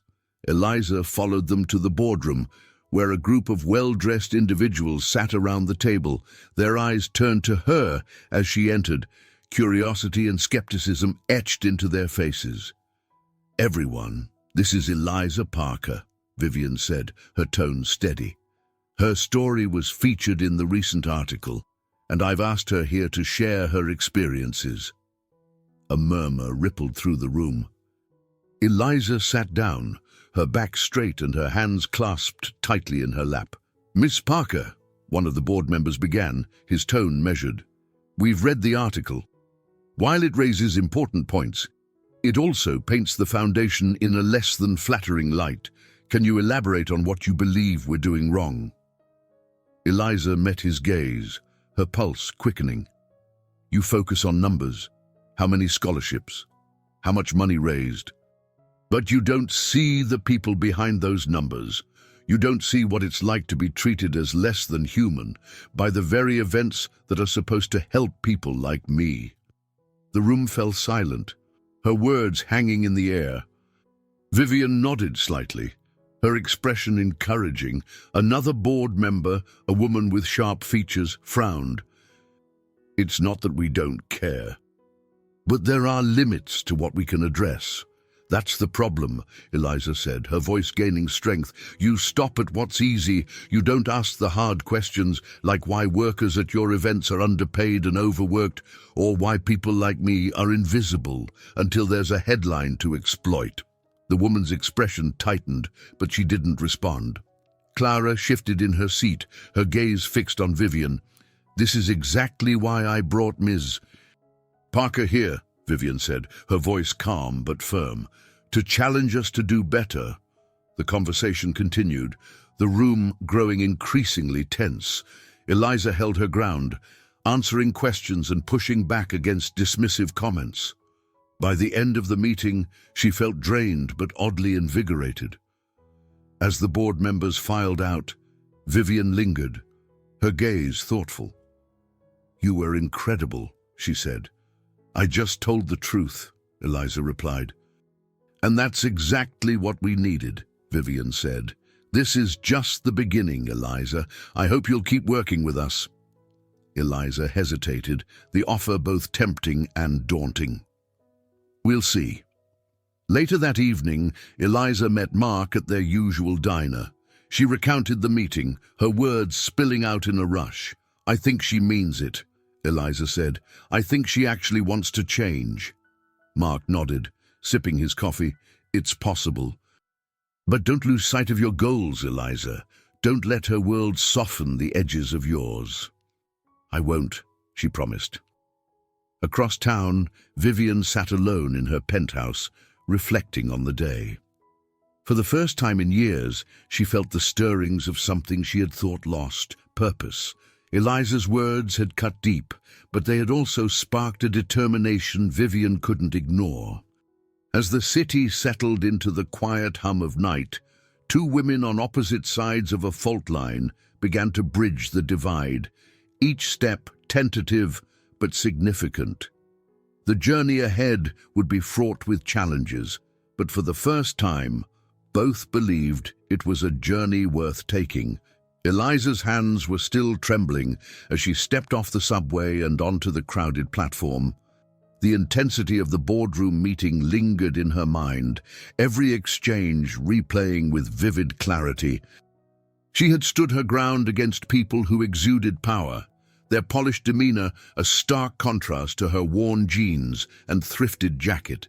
Yet, despite her exhaustion, she felt an unfamiliar spark of pride. Back at her apartment, Liam greeted her with a smirk. "You look like you just went 10 rounds in a boxing ring." She dropped her bag and flopped onto the couch beside him. It felt like it. "How did it go?" he asked, handing her a glass of water. Eliza took a sip, letting the cool liquid soothe her dry throat. "It was intense. They weren't exactly thrilled to hear what I had to say." "Did they listen?" "I think so," she said, though doubt crept into her voice. "Vivian did, at least. But the rest of them, they just kept throwing excuses at me." Liam leaned back, his brow furrowing. "You think Harper's serious about this? Or is she just covering her tracks?" Eliza hesitated. "I don't know. She seems genuine, but it's hard to trust someone who's lived her whole life so far from all this." "Trust your gut," Liam said. "It's gotten you this far." She nodded, though her gut felt as conflicted as her thoughts. At the Harper Foundation, Vivian sat in her office, staring at the city skyline. The meeting had been productive, but not without resistance. Clara had cornered her afterward, her frustration palpable. "Vivian," Clara began, shutting the door behind her. "This is getting out of hand." Vivian turned, her expression calm but firm. "What is this experiment?" Clara said, gesturing vaguely. "Bringing Eliza Parker into our meetings, allowing her to question us in front of the board. It's risky and, frankly, unnecessary." "It's necessary," Vivian replied, her voice steady. "If we're going to claim we're making a difference, we have to be willing to hear the hard truths." Clara's gaze hardened. "At what cost? Do you realize how this could damage your reputation?" "My reputation isn't what matters," Vivian said, her tone sharpening. "The lives we're affecting do." For a moment, the two women stared at each other, the tension thick between them. Finally, Clara sighed, her shoulders relaxing slightly. "You've always trusted your instincts, Vivian. I just hope you know what you're doing." "So do I," Vivian admitted quietly. Later that week, Vivian invited Eliza to join her for a visit to one of the Foundation's shelters. The building was located in a struggling neighborhood, its brick exterior weathered but sturdy. Inside, the air buzzed with quiet activity. Volunteers folding donated clothes, staff assisting residents with paperwork, and children playing in a corner filled with second-hand toys. "This is one of our flagship projects," Vivian explained as they walked through the space. "We house over 50 families here, and our outreach programs help them find jobs and permanent housing." Eliza observed everything carefully. The staff seemed kind, the residents cautious but grateful. Yet she couldn't help but notice the cracks, the worn furniture, the tired eyes of the workers, the sense that everyone was just barely managing. "It's a good start," Eliza said finally. "But do you ask the people here what they really need, or do you decide for them?" Vivian stopped, taken aback. "We provide the resources we think will help." "Maybe that's the problem," Eliza said. "You're guessing instead of listening." Before Vivian could respond, a woman approached them, her young daughter clinging to her leg. The woman's face lit up with recognition. "Ms. Harper, thank you so much for what you've done here." Vivian smiled warmly. "I'm glad the shelter is helping your family." "It is," the woman said, then hesitated. "But some of us were wondering if there's a way to get more support with childcare. A lot of us want to work, but finding someone to watch the kids is impossible." Vivian nodded, her expression thoughtful. "That's a good point. I'll speak with the team about adding childcare options." The woman thanked her and walked away, but Eliza couldn't resist a pointed look. "See, listening." Vivian sighed, a faint smile tugging at her lips. "You're not going to let me off easy, are you?" "Not a chance," Eliza replied. As the day wound down, the two women sat on a bench outside the shelter, the city's noise a distant hum. For the first time, their conversation felt less like a confrontation and more like a collaboration. "You said something at the meeting that stuck with me," Vivian said, breaking the silence. "You called us out for focusing on numbers instead of people." "You were right." Eliza glanced at her, surprised by the admission. "I didn't think you'd admit that." "I'm learning," Vivian said with a small smile. "It's not easy, but I want to do better." Eliza nodded, her guard softening slightly. "If you're serious about this, you've got a long road ahead." "I know," Vivian said, "and I hope you'll help me navigate it." Eliza hesitated, the weight of the offer pressing down on her. "I'll think about it." As they parted ways, both women felt the faint stirrings of change, not just in their work, but in themselves. The walls they had built around their worlds were beginning to crack, revealing a shared humanity neither had expected to find. Yet the path ahead was still fraught with challenges, trust was fragile, and the forces resisting change were powerful. But for the first time, both Vivian and Eliza felt a glimmer of hope that their unlikely alliance might just make a difference. The light drizzle falling over the city mirrored Eliza's mood as she walked home from a meeting with Mark and Ruth. Their discussion had been productive, mapping out ways to amplify the momentum from the article. but it had also left her feeling overwhelmed. The attention her story was garnering was both thrilling and unnerving, and the weight of representing so many others like her felt impossibly heavy. When she reached her apartment, she found Liam waiting for her with an unusual expression, half amused, half anxious. "You've got mail," he said, holding up a crisp white envelope. Eliza frowned, taking it from him. Her name was written neatly on the front, but there was no return address. She opened it carefully, unfolding a single sheet of paper. As her eyes scanned the typed words, her breath caught. "Mims, Parker, you're playing a dangerous game. Stay in your lane before you regret it." The paper trembled in her hands. "What the—" Liam grabbed it, reading quickly, his face darkened. "This has to be from someone pissed off about the article." "Great," Eliza muttered, sinking onto the couch. "Now I have to deal with threats on top of everything else." "Do you think it's serious?" Liam asked, his voice tinged with worry. "I don't know," Eliza admitted, "but I can't let it stop me." Liam placed a hand on her shoulder. "You're not alone in this, okay? We'll figure it out." Across the city, Vivian sat at her desk, her fingers drumming lightly on the surface. She had spent the day reviewing the Foundation's records, searching for areas where they could do more. But her thoughts kept drifting to the pushback she had received after the board meeting. Clara, in particular, had been relentless, warning her about alienating key donors and destabilizing the Foundation's public image. Her phone buzzed, breaking her reverie. It was an unknown number, but something compelled her to answer. "Hello?" "Ms. Harper," a low voice said, calm but firm. "You need to know what you're getting into with Eliza Parker." Vivian's grip tightened on the phone. "Who is this?" "Someone who cares about the Foundation's future," the voice replied. "Parker's not who you think she is.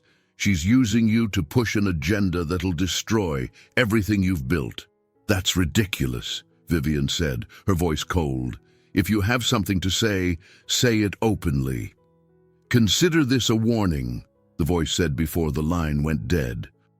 Vivian stared at the phone, a chill running through her. The call had been cryptic, but the insinuation was clear. Someone didn't want her working with Eliza. The next day, Vivian invited Eliza to her office to discuss the shelter visit and next steps. When Eliza arrived, she looked pale but determined, the anonymous letter still weighing on her mind. Vivian noticed immediately. "Is everything all right?" Vivian asked as they sat down. "Not really," Eliza admitted, hesitating before pulling the letter from her bag. "I got this yesterday." Vivian read the note, her expression darkening. "This is unacceptable. Have you reported it?" "No," Eliza said. "I didn't think it would help." "It might," Vivian said, "but even if it doesn't, we can't ignore this. Whoever sent this is trying to intimidate you." Eliza folded her arms. "It's not going to work." Vivian admired her resolve, but couldn't ignore the sense of responsibility settling over her. "You're not the only one being targeted," she said, recounting the anonymous call she had received. Eliza's eyes widened. "So they're coming after you too?" "It seems that way," Vivian said, "but I won't be bullied into backing down. This only proves that we're onto something important." For the first time, a sense of solidarity passed between them. Their experiences were worlds apart, but the threats against them underscored how deeply their efforts were unsettling the status quo. Meanwhile, Clara was in her office, furiously typing an email when her phone buzzed. She picked it up, glancing at the message with a frown. "Meeting tonight, 8 p.m., location sent separately, urgent." Clara's gut twisted. The sender was an influential donor who had grown increasingly uneasy about Vivian's direction. Clara had tried to shield Vivian from their dissatisfaction, but tensions were rising. This meeting wasn't just urgent, it was a potential turning point. By the time Clara arrived at the dimly lit restaurant, several donors were already seated around a private table. The air was thick with unease as conversations overlapped, their tones sharp and impatient. "This can't go on," one man said, gesturing emphatically. "Vivian's putting everything we've worked for at risk. She's always been idealistic," another woman added, "but she's gone too far." Clara raised a hand, her voice cutting through the chatter. "I understand your concerns, but let's be clear. The Foundation's success depends on Vivian's leadership. Undermining her could do more harm than good." "She's already undermining herself," the first man countered. "This Eliza Parker situation is a liability. We need to act before it spirals further." Clara's mind raced. She had always been loyal to Vivian, but the donors were powerful, their influence impossible to ignore. "What are you suggesting?" A heavy silence fell before one of the donors spoke. "If Vivian won't correct course, we may need to consider other leadership." Clara's heart sank. The suggestion wasn't just a challenge, it was a threat. Back at her apartment, Eliza received another message from Mark. "There's chatter online about donor meetings at the Harper Foundation. I'll look into it, but watch your back." Eliza stared at the message, a mix of anger and determination swelling in her chest. The forces working against her, and now Vivian, were mobilizing. This wasn't just a fight for justice anymore. It was a battle against an entrenched system that would do anything to protect itself. As the city lights flickered outside, Eliza and Vivian found themselves bracing for the next wave of challenges, their fragile alliance more critical and more at risk than ever before. The tension in the Harper Foundation office was palpable. Vivian sat at the head of the conference table, her gaze steady but her mind swirling. Clara had called the meeting, insisting it was necessary to address the growing concerns among the board and donors. Vivian suspected she knew what that meant, but she wasn't about to let anyone undermine her efforts without a fight. "Thank you all for coming," Clara began, her tone brisk and professional. "As you know, recent developments have sparked significant public attention. While the article featuring Eliza Parker has generated important conversations, it has also caused concern among some of our key stakeholders." Vivian's jaw tightened, but she kept silent, allowing Clara to continue. "The donors and board members feel that the Foundation's reputation could be at risk if we're perceived as aligning too closely with—" Clara paused delicately. "Divisive rhetoric." Vivian's voice cut through the room like a blade. "You mean the truth?" Clara hesitated, clearly thrown off by Vivian's sharp tone. "The truth, yes, but presented in a way that could alienate supporters who've contributed to the Foundation's success." Vivian leaned forward, her hands clasped on the table. "If our supporters are uncomfortable because we're finally addressing real issues, then perhaps we need new supporters." A murmur rippled through the room, some of the board members exchanging uneasy glances. Gerald, the most senior member, cleared his throat. "Vivian, no one is questioning your dedication, but we've built this foundation on trust and collaboration. Sudden shifts in direction, especially ones that could be perceived as political, might jeopardize everything we've achieved." Vivian's voice remained calm, but her words carried weight. "What we've achieved means nothing if we ignore the people who need us most. Eliza's story isn't an outlier. It's the reality for countless workers who are invisible to the world we operate in." Clara's voice was measured but firm. "And alienating donors will only reduce our ability to help those workers. Then we find new ways to fund our work," Vivian said. "I won't compromise on what's right to appease those who prefer comfort over change." The room fell silent, the tension thick enough to cut with a knife. Clara's expression betrayed a flicker of frustration, but she quickly masked it. Gerald leaned back in his chair, studying Vivian with a measured gaze. "Let's table this for now," he suggested. "We need time to consider all perspectives." Vivian nodded, though her patience was wearing thin. "Fine, but know this, the direction I'm pushing for isn't negotiable. If this foundation claims to serve people, then we have to start listening to them." The meeting adjourned shortly after, but the air of conflict lingered. As the board members filtered out, Clara stayed behind, her eyes narrowing slightly as she approached Vivian. "We've always worked well together," Clara said, her voice soft but pointed. "Don't let your emotions cloud your judgment now." Vivian stared at her, a pang of betrayal twisting in her chest. "My judgment is clearer than it's ever been.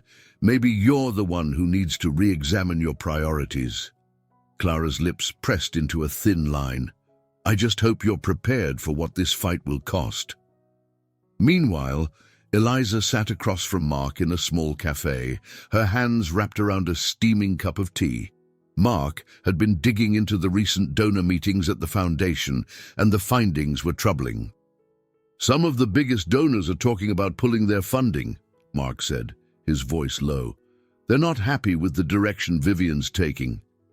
Eliza frowned, her fingers tightening around the mug. "So they're trying to pressure her into backing down." "Exactly," Mark replied. "It's not just about money, it's about control. They don't want to see her shaking the system."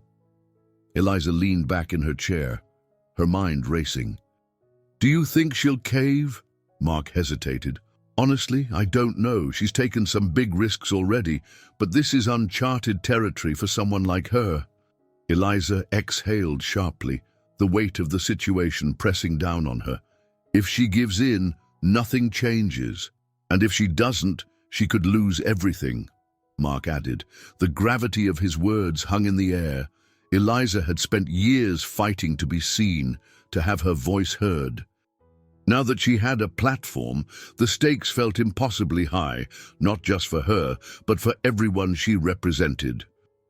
"She has to hold the line," Eliza said firmly. "If she doesn't, then what's the point?" Mark nodded, his expression thoughtful. "She might need a push to remember that." Later that evening, Eliza found herself walking toward the Harper Foundation building. She hadn't planned to visit, but something inside her urged her to go.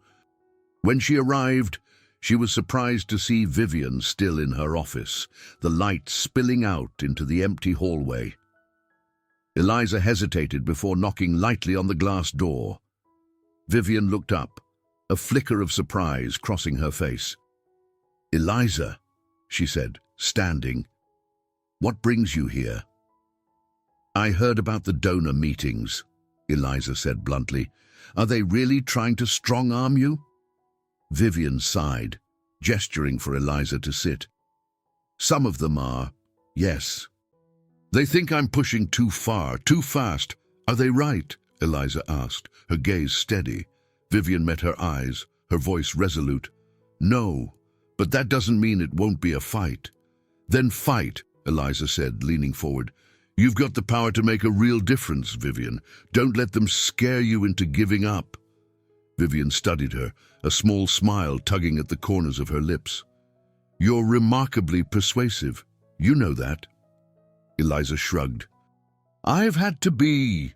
They sat in silence for a moment, the city lights twinkling outside the window. For all their differences, they shared a growing understanding of what was at stake and the courage it would take to face what lay ahead. Vivian finally spoke, her voice quiet but firm. "You're right. If I back down now, I'll regret it forever, and so will they." Eliza nodded, feeling a surge of hope. "Then let's not let them win." In that moment, an unlikely alliance solidified. Their fight was far from over, but together they were ready to draw the lines they refused to cross and to face whatever came next. The tension within the Harper Foundation had become impossible to ignore. Vivian's stance had driven a wedge between her and some of the most powerful figures in her orbit. Clara, once her most trusted confidant, had grown colder, her words clipped and calculated in every interaction. The boardroom, which once felt like Vivian's domain, now seemed like hostile territory. Vivian leaned over her desk, the soft glow of her laptop screen illuminating her face in the darkened office. She was reviewing a draft proposal for a new initiative aimed at addressing systemic inequality in workplace practices. It was ambitious, perhaps overly so, but she knew it was necessary. The sound of her office door opening broke her focus.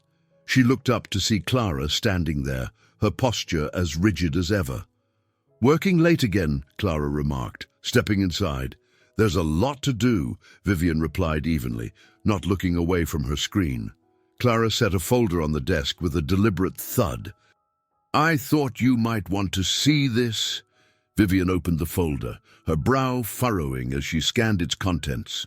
It was a detailed breakdown of donor contributions and the alarming drop in pledges over the past month. Attached was a memo outlining the board's growing concerns. "This is a direct result of the article and your recent decisions," Clara said, her voice measured but firm. "Some of our biggest supporters are withdrawing their funding. We can't sustain this." Vivian closed the folder and looked up at Clara. "If we lose donors because we're doing the right thing, then maybe we don't need them." Clara's lips pressed into a thin line. "That's idealistic, Vivian, and dangerous." "What's dangerous?" Vivian countered, her tone sharpening, "is pretending everything is fine while people like Eliza and her co-workers are suffering." Clara hesitated, the tension between them palpable. "The board is meeting tomorrow to discuss next steps," she said finally. "I suggest you prepare for a difficult conversation." Vivian watched Clara leave, the words hanging in the air like a storm cloud. She leaned back in her chair, her resolve hardening. If the board was ready to challenge her, she would be ready to fight back. Eliza spent the morning at the community center, helping Ruth organize a worker advocacy meeting. The room was buzzing with activity, the air thick with a mix of hope and frustration as workers shared their stories. Eliza felt a sense of purpose she hadn't known before, but the looming challenges weighed heavily on her. Ruth approached her, holding a clipboard. "You've done good work here, Eliza. People are starting to listen." "I hope so," Eliza said, adjusting a stack of flyers. "But it still feels like an uphill battle." "Change always does," Ruth replied. "The question is, are you willing to see it through, no matter how steep the climb?" Eliza nodded, though doubt lingered at the edges of her resolve. "I'm trying." Ruth placed a hand on her shoulder, her expression gentle but firm. "Trying is enough, for now." As the meeting wrapped up, Mark arrived, his face lit with urgency. "Eliza, can we talk?" She followed him into the hallway, her stomach twisting at his serious tone. "What's going on?" "I've been digging into the Harper Foundation's donor situation," Mark said. "There's a lot of pressure building. Some of the board members are actively working to undermine Vivian." Eliza's eyes widened. "How bad is it?" "Bad enough that they're considering removing her as CEO," Mark said. "If that happens, everything she's been fighting for could be undone." The news hit Eliza like a punch to the gut. She had her doubts about Vivian at first, but over the past weeks she had seen a genuine commitment to change. Losing her now would be a devastating setback. "Does she know?" Eliza asked. Mark nodded. "She's meeting with the board tomorrow. It's going to be a battle."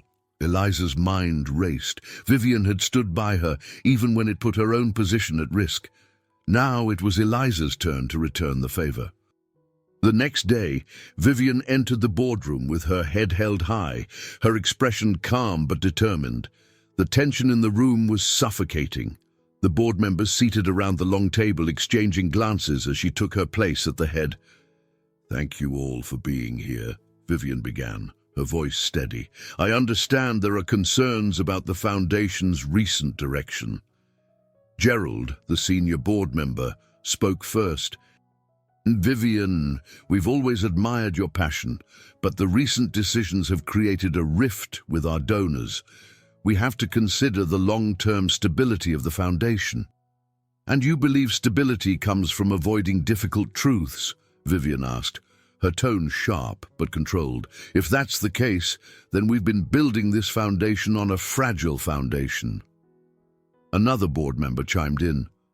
We're not saying the issues aren't important, but there are ways to address them without alienating our supporters. Compromise, Vivian said, her voice tinged with sarcasm. That's what you're asking for. But compromise is what got us here, skimming the surface without addressing the root causes. Before anyone could respond, the door opened and Eliza stepped inside. The board members turned, their surprise evident. Eliza, Vivian said, her surprise tempered with gratitude. What are you doing here? I'm here because what you're doing matters, Eliza said, her voice strong. She turned to the board. I know you're worried about losing donors, but what's the point of this foundation if it's not willing to stand up for the people it claims to help? Gerald frowned. Ms. Parker, we're trying to balance. Balance, Eliza interrupted. That's just another way of saying you're afraid of change. But change doesn't come without discomfort. Vivian understands that, and if you let her go, you'll be proving that this foundation cares more about appearances than impact. The room fell silent, her words landing like a challenge. Vivian felt a surge of gratitude, her resolve bolstered by Eliza's presence. Thank you, Eliza, Vivian said, turning back to the board. This is the kind of truth we need to hear if we're going to make a real difference. I'm not backing down, and if that means losing donors or even my position, then so be it. The tension was palpable as the meeting adjourned, the board members leaving with conflicted expressions. Clara lingered for a moment, her gaze unreadable, before following the others out. Vivian and Eliza stood alone in the room, the weight of the confrontation settling over them.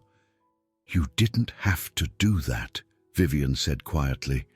Yes, I did, Eliza replied. We're in this together now. For the first time, Vivian felt the true strength of their alliance, an unlikely partnership forged in the fire of shared purpose. Whatever came next, they would face it together. The echo of footsteps on marble faded as the last board member exited the Harper Foundation conference room. Vivian and Eliza stood in the center of the vast, high-ceilinged space, their breaths heavy from the confrontation that had just unfolded. Despite the tension, a quiet determination settled between them. You didn't have to stand up for me like that, Vivian said, her voice softer now, almost uncertain. Eliza crossed her arms and gave a small, sardonic smile. You've been standing up for me. I figured it was my turn. Vivian nodded, gratitude flickering in her expression. I don't know if it made a difference, but it meant a lot. It will, Eliza replied, her tone steady. But now's not the time to let up. They're rattled, but they haven't changed their minds yet. Vivian sighed, running a hand through her carefully styled hair, loosening strands that had been pinned neatly at the start of the meeting. You're right. This fight is far from over. The door opened, and Clara stepped back inside. Her usually composed demeanor was fraught with tension, and her heels clicked sharply against the floor as she approached. She stopped short of the pair, her eyes narrowing as they settled on Eliza. Vivian, Clara began, her tone carefully measured, a word in private. Vivian looked at Eliza, then back to Clara. Whatever you have to say, Clara, you can say in front of Eliza. Clara's lips pressed into a thin line. Very well. The board is meeting informally tonight to discuss contingency plans. I thought you should know. Contingency plans, Vivian repeated, her voice carrying an edge. You mean ways to oust me? Clara hesitated, then gave a tight nod. They're concerned about the foundation's future. They don't think this direction is sustainable. Vivian's expression hardened. "And where do you stand?" The question hung in the air, and for the first time, Clara looked uncertain. "I've always supported you, Vivian. But I can't ignore the fact that we're at risk of losing everything we've built. What we've built is meaningless if it only benefits the privileged," Vivian snapped, her voice rising. "If you're so concerned about protecting the status quo, maybe you're the one who doesn't belong here." Clara's eyes flashed with hurt, but she quickly masked it. "I hope you know what you're doing." "I do," Vivian said firmly. "And I won't back down." Clara gave a curt nod and left, the door closing sharply behind her. Eliza watched her go, then turned to Vivian. "That's going to cost you." "I know," Vivian said, her voice quieter now, "but some costs are worth it." Later that evening, Eliza sat at the community center with Ruth, Mark, and a few others. The room felt heavier than usual, the stakes of their fight looming larger than ever. Mark had been keeping tabs on the fallout from the board meeting, and his updates weren't encouraging. "The board is divided," Mark explained, pacing the small space. "Some members are pushing to replace Vivian, while others are still on the fence. The donors are playing it safe, waiting to see who comes out on top." "Classic," Ruth muttered. "They want the power, but not the accountability." Eliza leaned forward, her elbows resting on the table. "What can we do? If Vivian gets pushed out, everything we've been fighting for could fall apart. We need to show the board and the donors that public opinion is on Vivian's side," Mark said. "The article was a start, but we need more visibility." "How?" Eliza asked. "Rallies, media coverage, social media campaigns," Mark replied. "Anything that keeps the pressure on. If the board thinks the public supports Vivian's vision, they'll think twice about going against her." Ruth nodded. "It's risky, but it's worth trying. This isn't just about Vivian, it's about changing the system." Eliza glanced around the room, her heart pounding. The thought of taking their fight public on such a large scale was daunting, but she knew it was necessary. "Then let's do it." Meanwhile, in her penthouse, Vivian sat alone, the city lights casting a soft glow across the room. She held a glass of wine in one hand and stared out the window, her thoughts racing. Clara's words replayed in her mind, mingling with the faces of the board members, their skepticism and resistance etched deeply. Her phone buzzed, breaking her reverie. It was a text from Eliza. "We're organizing a rally. Tomorrow afternoon. You should come." Vivian stared at the message for a moment, then typed a quick reply. "I'll be there." The decision felt reckless, but right. If she was going to fight for this cause, she couldn't do it from behind the safety of her office. The next afternoon, a modest crowd gathered in front of the Harper Foundation building. Workers from various industries stood shoulder to shoulder, their voices loud and unified as they held signs demanding justice and fair treatment. Eliza stood at the front, her nerves frayed, but her resolve unshaken. When Vivian arrived, the crowd's energy shifted. Some people cheered, others murmured in surprise, but all eyes were on her as she walked toward Eliza. "You came," Eliza said, a hint of disbelief in her voice.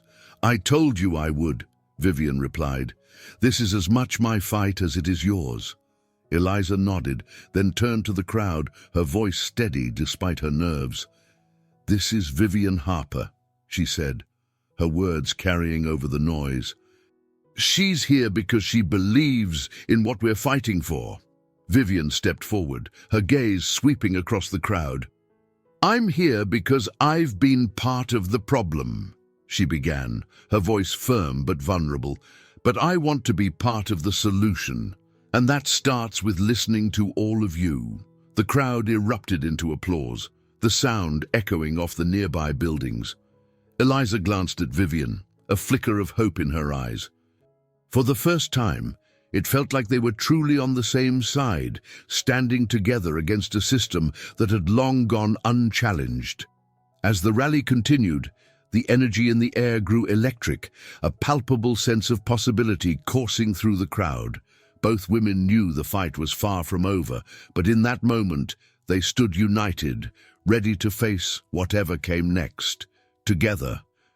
The crowd had dispersed hours ago, but the echoes of their chants and applause still lingered in Eliza's mind as she stood outside the Harper Foundation building. The rally had been a success, larger than she had anticipated, drawing media attention and even some hesitant smiles from the workers who had come to join. For the first time in a long while, she felt a glimmer of hope that change was possible. Vivian stepped out of the building, her heels clicking softly against the pavement as she approached. The sharp lines of her suit were slightly softened by the fatigue in her posture, but her expression carried a quiet determination. "You did well today," Vivian said, her voice calm but warm. "So did you," Eliza replied, glancing at her. "I didn't expect you to speak." "It felt right," Vivian admitted. "Though I'm sure some of the board members are having heart palpitations right about now," Eliza smirked. "Good, maybe they'll finally get it," Vivian sighed, her gaze drifting to the horizon. "They're stubborn, but today was a step in the right direction." "You really believe that?" Eliza asked, her tone tinged with skepticism. "I have to," Vivian said simply, "because if I don't, what's the point?" Their conversation was interrupted by the buzz of Eliza's phone. She glanced at the screen, her stomach tightening. It was Mark. "Sorry, I need to take this," she said, stepping a few feet away. "Hey, what's up?" Mark's voice was brisk but urgent. "The rally's already making waves, social media's lighting up, and the local news picked it up for the evening segment." "That's good, right?" Eliza asked. "Yes, but there's more," Mark said, his tone shifting. "I just got word that one of the foundation's biggest donors, Samuel Grant, is threatening to pull his funding. He's furious about the rally." Eliza felt her pulse quicken. "How bad is it?" "Bad enough that the board might use it as leverage to push Vivian out," Mark replied. "You need to be ready for this to escalate." Eliza glanced back at Vivian, who was checking her own phone, her brows furrowed. "We'll figure it out," Eliza said, more to herself than to Mark. "Thanks for letting me know." She hung up and returned to Vivian, who looked up with a faint frown. "Bad news. Mark says one of your donors is pulling out," Eliza said bluntly. Vivian's expression darkened. "Samuel Grant?" Eliza nodded. Vivian sighed, rubbing her temples. "Of course. He's always been more interested in appearances than actual impact." "What are you going to do?" Eliza asked. Vivian's jaw tightened. "I'm not groveling, if that's what you're asking. If Grant can't see the value in what we're trying to achieve, then maybe it's time to let him go." Eliza studied her, a flicker of respect in her eyes. "That's a big risk." "I know," Vivian said, meeting her gaze, "but some risks are worth taking." The following morning, Vivian arrived at the Harper Foundation to find Clara waiting in her office. The tension between them had grown since the board meeting, and today it felt particularly sharp. "Morning, Clara," Vivian said, setting her bag down. Clara didn't respond immediately.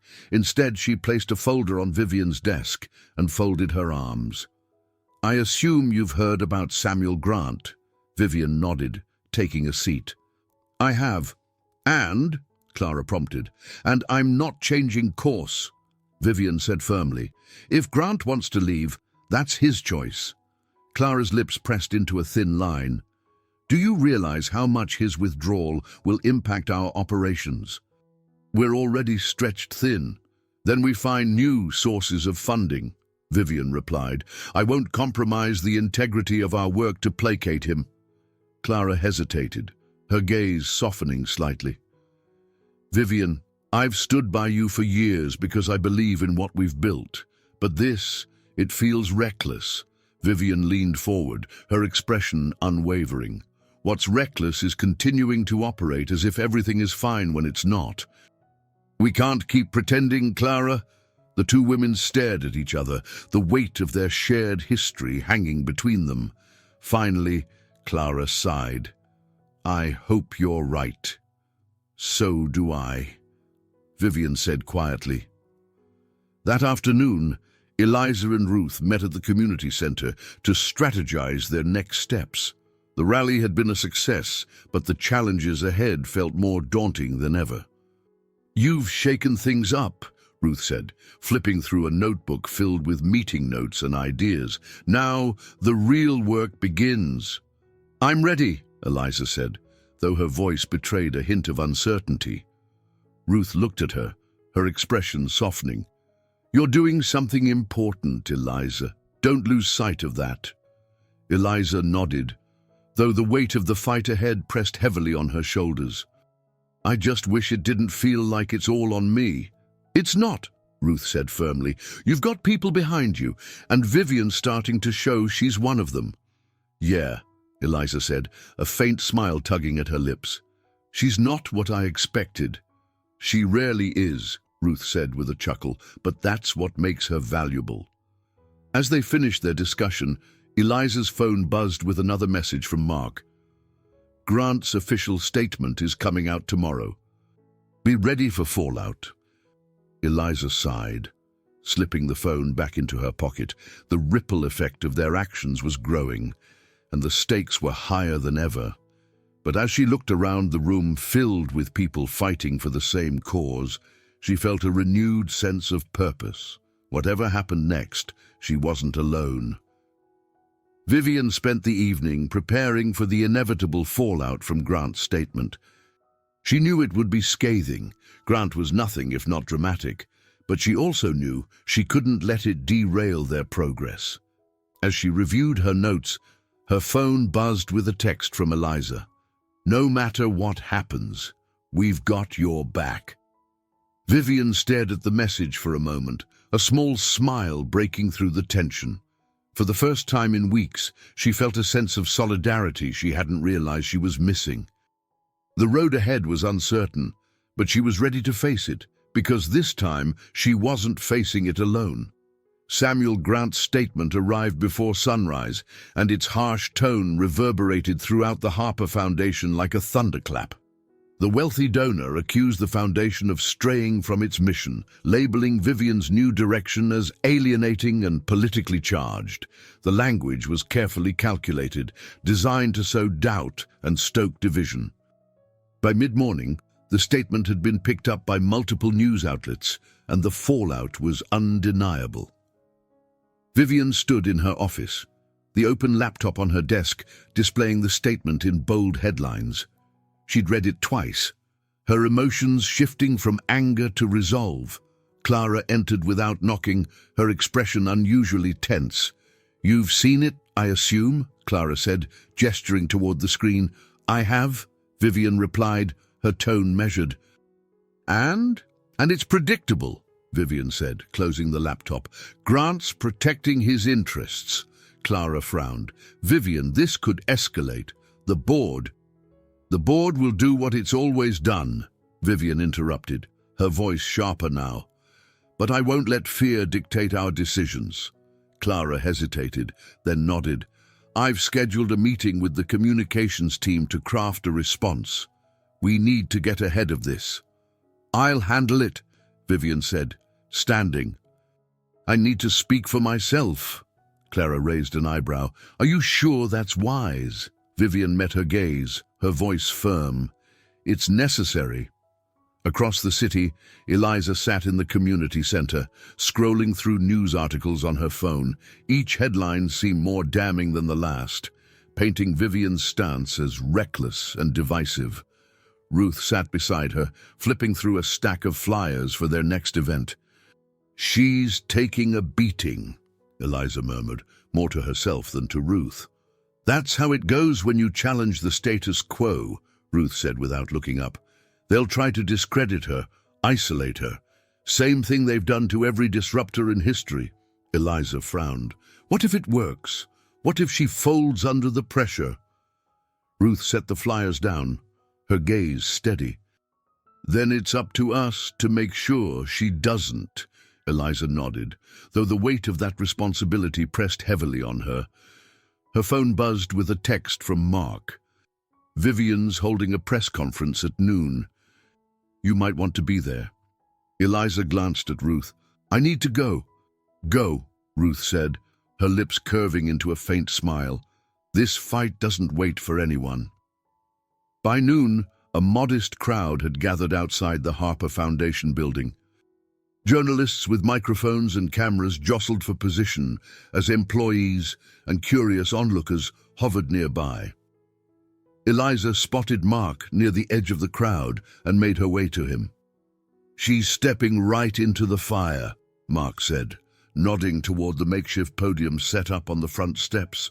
"She doesn't have a choice," Eliza replied. "Not if she wants to hold on to any credibility." The murmurs of the crowd quieted as Vivian emerged from the building, her shoulders squared and her expression composed. She stepped up to the podium, scanning the sea of faces before beginning. "Good afternoon," she said, her voice steady despite the tension in the air. "I've seen Samuel Grant's statement, and I understand his concerns. But I believe it's important to address the heart of the matter." The cameras clicked incessantly as she continued. "The Harper Foundation was created to serve those in need, to provide opportunities and support for people who have been overlooked or undervalued. In recent months, we've begun to take a hard look at the systemic issues that perpetuate inequality. And yes, that includes examining our own practices." Her gaze swept the crowd, her tone growing stronger. "I understand that change can be uncomfortable, but if we are to remain true to our mission, we cannot shy away from difficult conversations or necessary actions." A reporter raised her hand, and Vivian nodded toward her. "Do you believe your new direction alienates the Foundation's core supporters?" the reporter asked. Vivian hesitated, then spoke with conviction. "I believe our core supporters share our commitment to meaningful impact. And I hope they will stand with us as we evolve to better serve those who need us most. But if remaining comfortable means turning a blind eye to injustice, then yes, I'm willing to risk losing some of that support." Eliza felt a surge of admiration as she listened. Vivian's words weren't just calculated, they were genuine, grounded in a truth that resonated deeply. Another reporter spoke up. "What about your critics who say you've politicized the Foundation?" "I reject the notion that advocating for fairness and dignity is political," Vivian said firmly. "This is about humanity, not politics." The press conference continued, Vivian answering each question with a mix of poise and passion. When it ended, the crowd began to disperse, but Eliza stayed, watching as Vivian stepped away from the podium. She approached her cautiously. "You handled that well." Vivian gave her a tired smile. "Let's hope it's enough." "It will be," Eliza said, her voice steady. "You're doing the right thing." Vivian nodded, her gaze softening. "Thank you, Eliza. I don't think I could do this without you." The words hung between them, carrying a weight that neither woman fully understood. Their alliance, born of conflict and necessity, was becoming something more, a partnership grounded in shared purpose and mutual respect. That evening, Vivian sat in her penthouse, replaying the day's events in her mind. The press conference had been a gamble, and she knew it wouldn't silence all her critics, but it had reaffirmed her commitment, solidifying her resolve to see this fight through. Her phone buzzed with a message from Clara. "The board wants to meet tomorrow. Be prepared." Vivian stared at the message, her jaw tightening. The battle was far from over, but she was ready. Across town, Eliza sat with Liam in their small apartment, scrolling through news coverage of the press conference. For the first time in weeks, she felt a flicker of hope, not just for Vivian, but for the movement they were building together. "Do you think she'll pull it off?" Liam asked, his tone skeptical but curious. She has to, Eliza said simply. Because if she doesn't, everything we've worked for falls apart. The city hummed quietly around them, the weight of their shared fight pressing heavy on their shoulders. But as the night deepened, both women clung to the belief that change, however hard one, was still possible. The boardroom was hushed, the weight of the moment palpable as Vivian stepped inside. The long table was surrounded by faces she knew well, though many of them now carried expressions of unease or outright skepticism. At the far end, Gerald, the senior board member, sat with his hands folded, a faint frown etched into his face. "Vivian," he said as she approached, "thank you for coming." "I didn't think I had a choice," Vivian replied, taking her seat at the head of the table. "You always have a choice," Gerald said, his voice measured. "But we need to discuss the direction the foundation is taking and its future." Vivian sat straight, her hands resting lightly on the polished wood. "I'm listening." Gerald exchanged a glance with another board member before continuing. "Samuel Grant's statement has created significant unrest among our donors. Several have expressed concerns about whether the foundation is straying too far from its mission." Vivian tilted her head, her tone sharp but controlled. "Our mission is to help those in need. How exactly am I straying from that?" "It's not about the mission itself," Clara interjected, her voice calm but insistent. "It's about how we execute it. Your recent actions, aligning with controversial figures, hosting rallies, have made some supporters uneasy." "By controversial figures, I assume you mean Eliza Parker," Vivian said, her gaze unwavering. "She's a polarizing figure," Gerald admitted. "Her story has value, but the way it's being used risks alienating the very people who make our work possible." Vivian leaned forward, her voice steady but tinged with frustration. "Eliza's story isn't being used. It's a reality we've ignored for too long. If our donors can't handle the truth, then maybe we need to ask ourselves what kind of change we're really making." Gerald sighed, his tone softening. "No one is questioning your commitment, Vivian. But there's a fine line between progress and recklessness. The board is concerned that your approach is jeopardizing the foundation's long-term stability." "And what do you propose?" Vivian asked, though she already knew the answer. Gerald hesitated, then spoke carefully. "We'd like you to step back from day-to-day operations, at least temporarily, while we assess the situation."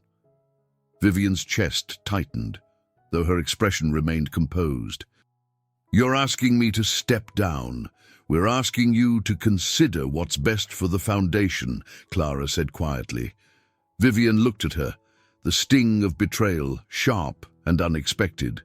Clara's face was calm, her eyes carefully neutral, but the weight of her words felt heavier than the others. "No," Vivian said firmly. "If you want me out, you'll have to force me out." A murmur rippled through the room, the tension thickening. Gerald sighed, rubbing his temple.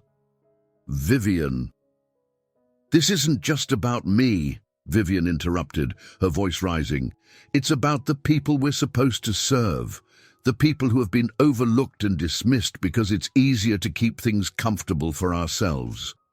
The room fell silent, her words hanging heavy in the air. Finally, Gerald spoke, his tone resigned. "We'll reconvene tomorrow to vote on the matter." Vivian stood, her posture tall and defiant. "Do what you have to do." "I'm not backing down." Eliza paced the length of the community center's meeting room, her anxiety palpable.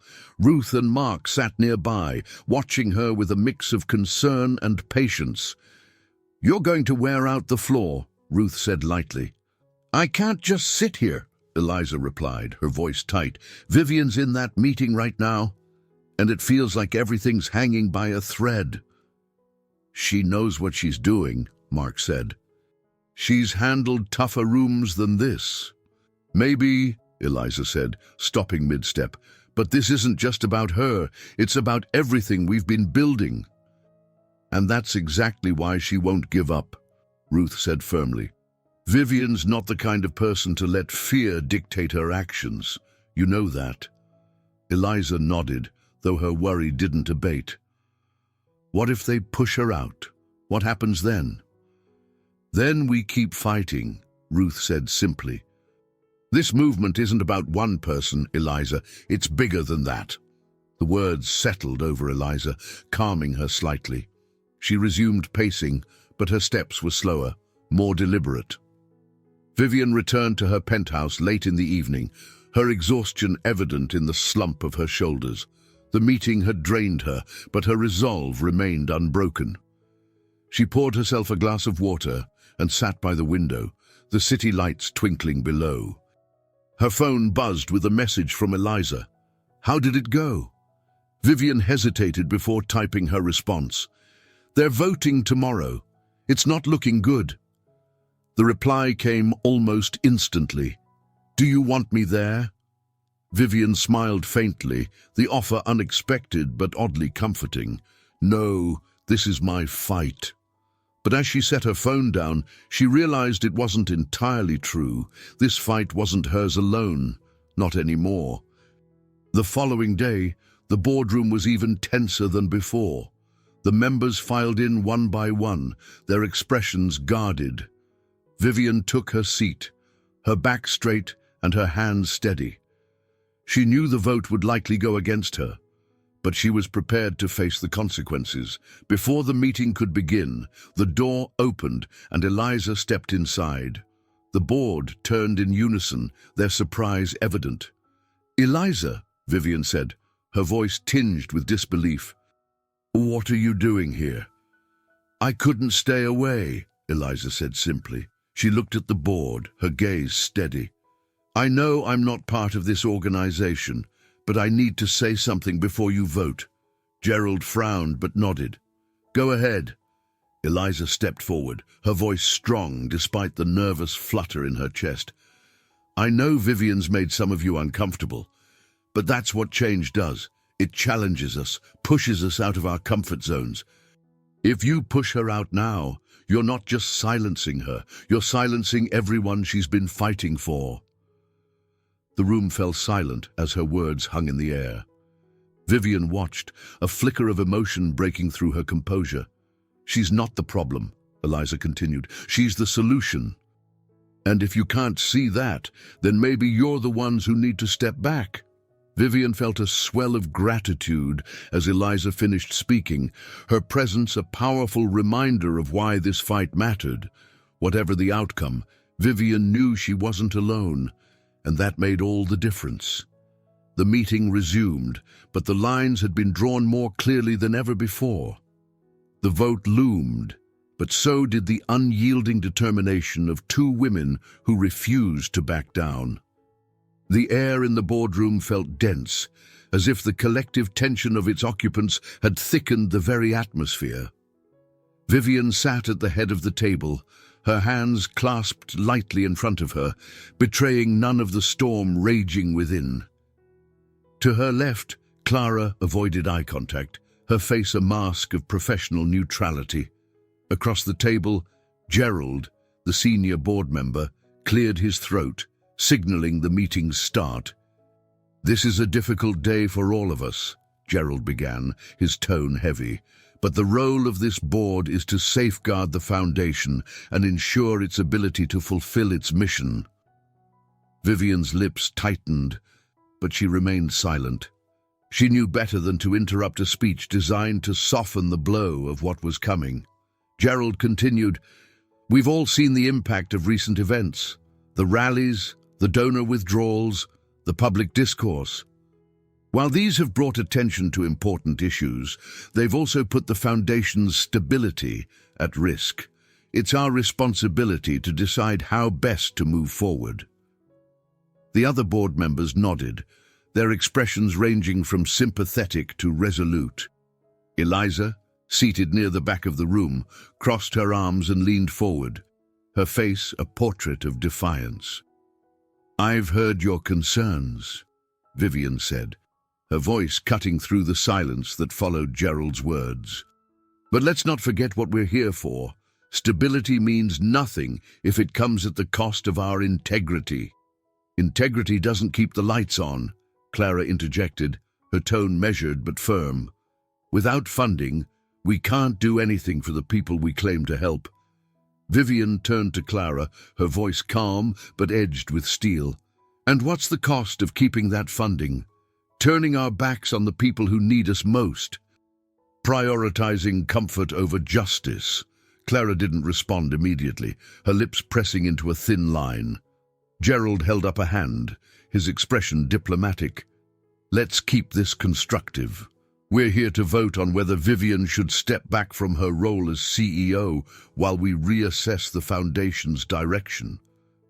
The words hung in the air, their finality slicing through the room. Vivian looked around the table, reading the faces of her colleagues.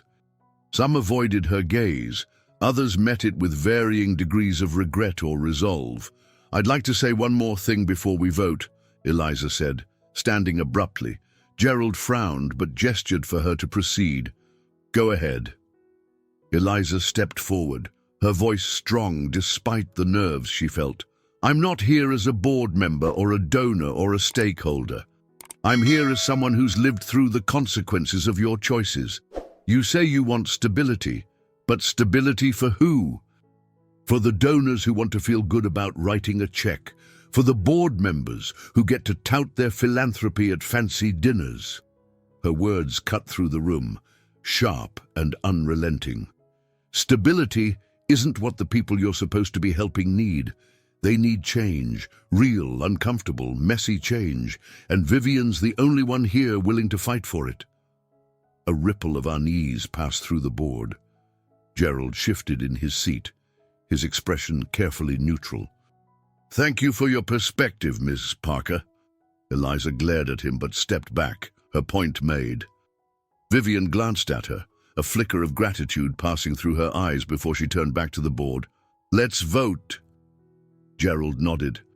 "All in favor of the proposal to temporarily remove Vivian Harper as CEO, please raise your hand." The room fell into a tense silence as hands rose, one after another. Clara was among them, her face expressionless as she lifted her hand. Vivian felt a sharp pang but didn't let it show. When the count was complete, Gerald turned to the others.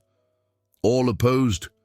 A smaller number of hands went up, their owners glancing around the table with a mix of defiance and trepidation. "The motion passes," Gerald said, his tone heavy. "Vivian, effective immediately. You will step back from your duties as CEO.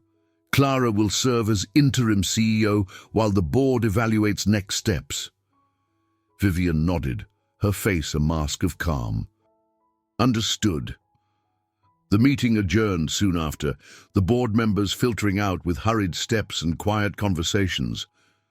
Eliza stayed behind, watching as Vivian remained seated, staring at the table. "Vivian," Eliza said, her voice soft. Vivian looked up, her composure cracking just slightly. "Well, that's that. They're wrong," Eliza said firmly, "and you know it." "Knowing doesn't make it easier," Vivian replied with a wry smile. She stood, smoothing her blazer as she straightened. "But this fight isn't over, not by a long shot." "What's your next move?" Eliza asked. Vivian's gaze hardened, her determination unmistakable. "They may have taken my title, but they haven't taken my voice, and I'm going to use it." Eliza nodded, admiration flickering in her expression. "Then let's get to work." Later that evening, Vivian met with a small group of her closest allies, including Eliza, Ruth, and Mark. They gathered in the quiet of Vivian's penthouse, the city lights casting a warm glow across the room. "They think they've silenced me," Vivian said, pacing as she spoke. "But this is bigger than the Harper Foundation. If they won't stand with us, we'll find others who will." "We'll need to be strategic," Mark said. "Public support is growing, but we can't lose momentum." "And we won't," Ruth said, her voice steady. "This isn't just about one foundation. It's about exposing the whole system for what it is." Vivian nodded, her resolve hardening with every word. "Then we fight, together." As the group discussed their plans, the weight of the day began to lift, replaced by a sense of purpose that burned brighter than ever. The road ahead was fraught with challenges, but none of them were backing down. The battle lines had been drawn, and for the first time, they felt ready to face whatever came next. Together, they would take on the system, and this time, they wouldn't stop until they won. The tension in the room was palpable as Vivian, Eliza, Ruth, and Mark sat around the low coffee table in Vivian's penthouse. The city's lights twinkled behind them, a stark contrast to the heavy discussion taking place. Papers and notes were scattered across the table, along with half-empty coffee cups and an untouched plate of sandwiches that Ruth had brought. "We need to broaden the reach of this movement," Ruth said, her voice steady but firm. "The Harper Foundation's board may have sidelined you, but they can't control the narrative if we don't let them."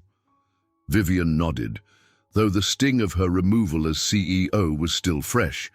"We can't let them frame this as a failure. If we lose the public's support, the board will feel justified in walking everything back." Eliza leaned forward, her hands gripping the edge of the table. "What about the workers? The people who came to the rally? Can we bring them into this? If they share their stories, it'll be harder for the board to spin this as just a PR problem." Mark tapped his pen against his notepad, nodding thoughtfully. "It's a good idea. Personal stories resonate, especially when they're tied to a larger issue. But we have to be careful. We're asking people to put themselves out there, and that comes with risks." "I'll talk to them," Eliza said. "If they're willing, I'll make sure they understand what's at stake." Vivian watched her, a flicker of admiration passing through her eyes. "You're fearless. You know that." Eliza shrugged, a faint smile tugging at her lips. "I'm tired of being afraid." The following day, Eliza met with a small group of workers at the community center. Some had attended the rally, while others were hearing about the movement for the first time. She stood at the front of the room, her nerves crackling beneath her calm exterior. "Most of you know my story," she began, her voice steady despite the weight of their gazes. "I've been where you are, working long hours for little pay, treated like I was invisible. But this isn't just about me. It's about all of us." The room was silent, the workers listening intently. Carlos, the janitor who had become a vocal supporter of the movement, raised his hand. "What happens if we speak out and it backfires?" he asked, his tone cautious. "Some of us can't afford to lose our jobs." Eliza nodded, acknowledging his fear. "I won't lie to you. There are risks, but there's power in numbers. If we stand together, it's harder for them to ignore us or punish us." A younger woman, Mia, spoke up next. "What if they don't listen? What if we do all this and nothing changes?" Eliza looked at her, her expression softening. "Then at least we'll know we tried, and sometimes just trying is enough to spark something bigger." The room fell quiet again, the weight of her words settling over the group. Slowly, hands began to rise, workers willing to share their stories, to lend their voices to a fight that was no longer just Eliza's. Meanwhile, at the Harper Foundation, Clara sat in her office, scrolling through emails with a furrowed brow. The board's decision to make her interim CEO had put her in an awkward position. She respected Vivian's vision, but the pressure from donors and stakeholders was relentless. A knock at her door pulled her from her thoughts. Gerald stepped inside, his expression neutral but his tone clipped. "We need to talk about damage control," he said, taking a seat across from her. "Vivian's press conference may have stirred public support, but the backlash from donors is escalating. Samuel Grant has been rallying others behind the scenes." Clara leaned back, her exhaustion evident. "What do you suggest?" Gerald's gaze hardened.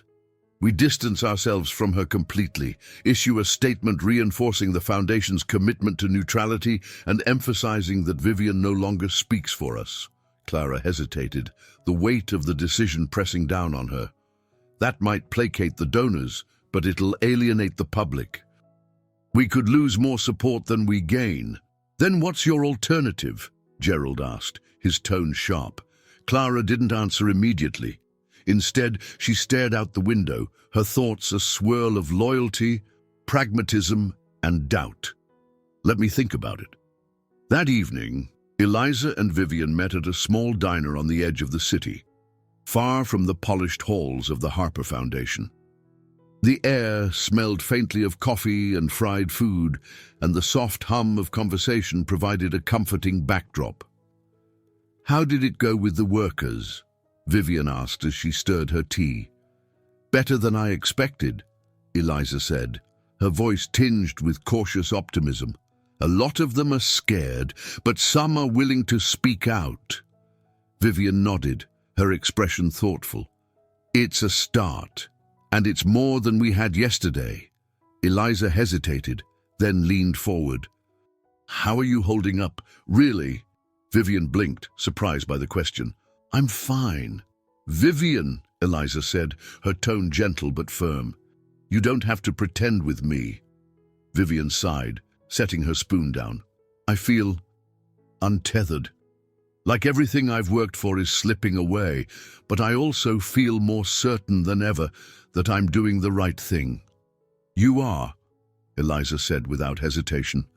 "And you're not alone in this. We've got your back." Vivian smiled faintly, a flicker of warmth breaking through her fatigue. "Thank you, Eliza. That means more than you know." As they left the diner, the city lights casting long shadows across the pavement, both women felt the quiet strength of their partnership.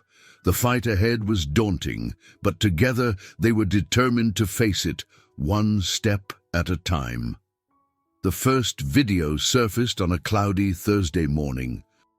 It was raw and unpolished, filmed on a worker's phone, but the voice behind it carried a weight that no amount of production value could replicate. "I'm Carlos," the janitor began, standing in his break room with a mop and bucket behind him. His eyes were tired but resolute. "I've been cleaning this building for 10 years. I've worked double shifts, missed family events, and been treated like I'm invisible. But I'm not invisible. None of us are." Eliza watched the video on her phone, a knot tightening in her chest. Carlos had been one of the first to raise his hand at the community center, but seeing him speak so candidly made her realize the enormity of what they were building. By noon, more videos had begun to circulate. Mia, the young waitress, shared her story of balancing impossible schedules while trying to finish college. Denise, a caregiver, spoke of the emotional toll of her work and the lack of recognition it received. Each story was unique, but they all echoed the same refrain: "We deserve better." The videos gained traction online, shared and reshared until they began to dominate the local conversation. Hashtags like "Reason and Dignity for All" and "Invisible No More" trended, and comments poured in from workers, advocates, and supporters alike. Eliza was in the community center when Ruth approached her, a rare smile on her face. "You started something big, kid." Eliza shook her head. "We all did." Ruth chuckled. "Don't be modest. It takes guts to do what you're doing." Eliza sighed, looking around the bustling room. "It's just, I didn't expect it to get this big so fast." "That's the thing about change," Ruth said. "Once the spark's lit, it spreads like wildfire."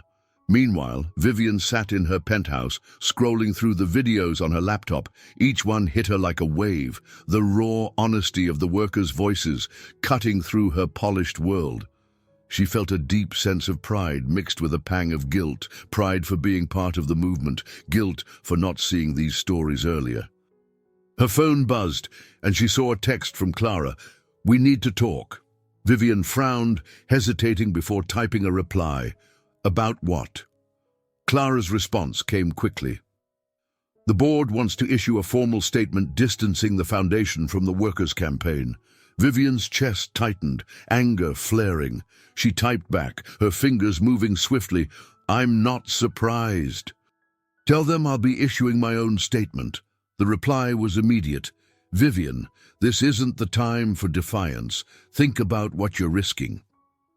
Vivian stared at the screen, her jaw clenching. After a moment, she set the phone down and returned to the videos. The stories weren't just powerful, they were a reminder of why she had taken this fight on in the first place. By evening, the community center was buzzing with activity. Workers and volunteers were finalizing plans for a large rally scheduled for the weekend, while Mark coordinated media outreach.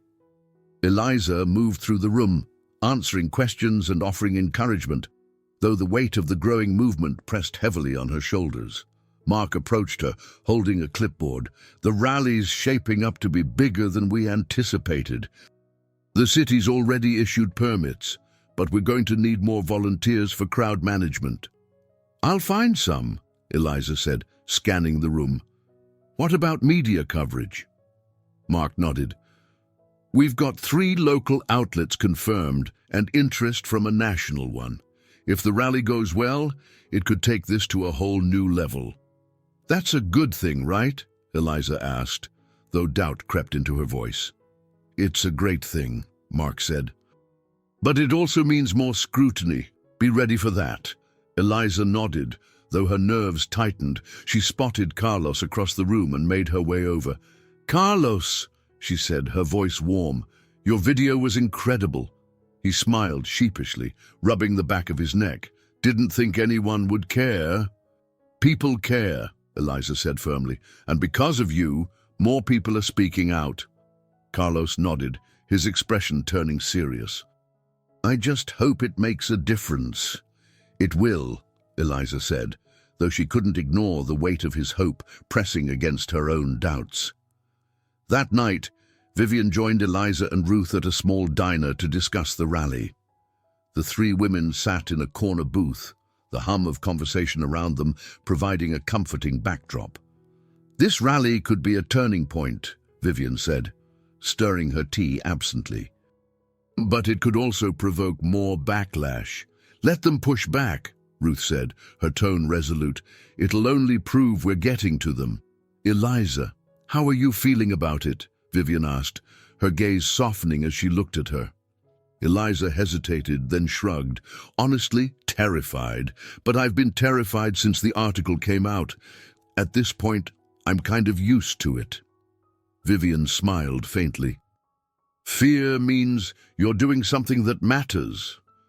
"Easy for you to say," Eliza replied, her tone teasing but laced with genuine affection. Vivian chuckled. "Fair point." Ruth leaned forward, her expression serious. "Listen, the bigger this gets, the harder they'll fight back. But don't let that shake you. Movements like this are built on perseverance." "I won't," Eliza said, her voice steady. "We've come too far to stop now." As the city settled into the quiet hum of night, the seeds of change continued to take root. The rally loomed large on the horizon, a moment that could define the movement and the lives of everyone involved. In their separate corners of the city, Vivian and Eliza prepared for what lay ahead, their determination burning brighter than ever. They were no longer just fighting for themselves. They were fighting for a future that finally felt within reach. The air was crisp on the morning of the rally, carrying with it the promise of change and the tension of uncertainty. Eliza arrived at the designated park early, the city's skyline looming in the background like a silent witness to the movement unfolding beneath it. Volunteers were setting up the stage and arranging chairs for speakers, while others handed out signs emblazoned with slogans like "Dignity for All" and "We See You." Mark was already there, clipboard in hand and a phone pressed to his ear. He waved Eliza over as he hung up. "We're expecting a bigger turnout than planned," he said, his voice tinged with excitement. "City officials are on edge, but they're not shutting us down." That's something, Eliza replied, adjusting her scarf against the chill. How's the media response? Good, Mark said. 3 local stations are sending reporters, and the national outlet confirmed they'll have a team here. This is the kind of visibility we've been waiting for. Eliza nodded, her chest tightening with equal parts anticipation and anxiety. Let's hope it makes a difference. It already is, Mark said, his gaze steady. You've done something incredible, Eliza. Don't forget that.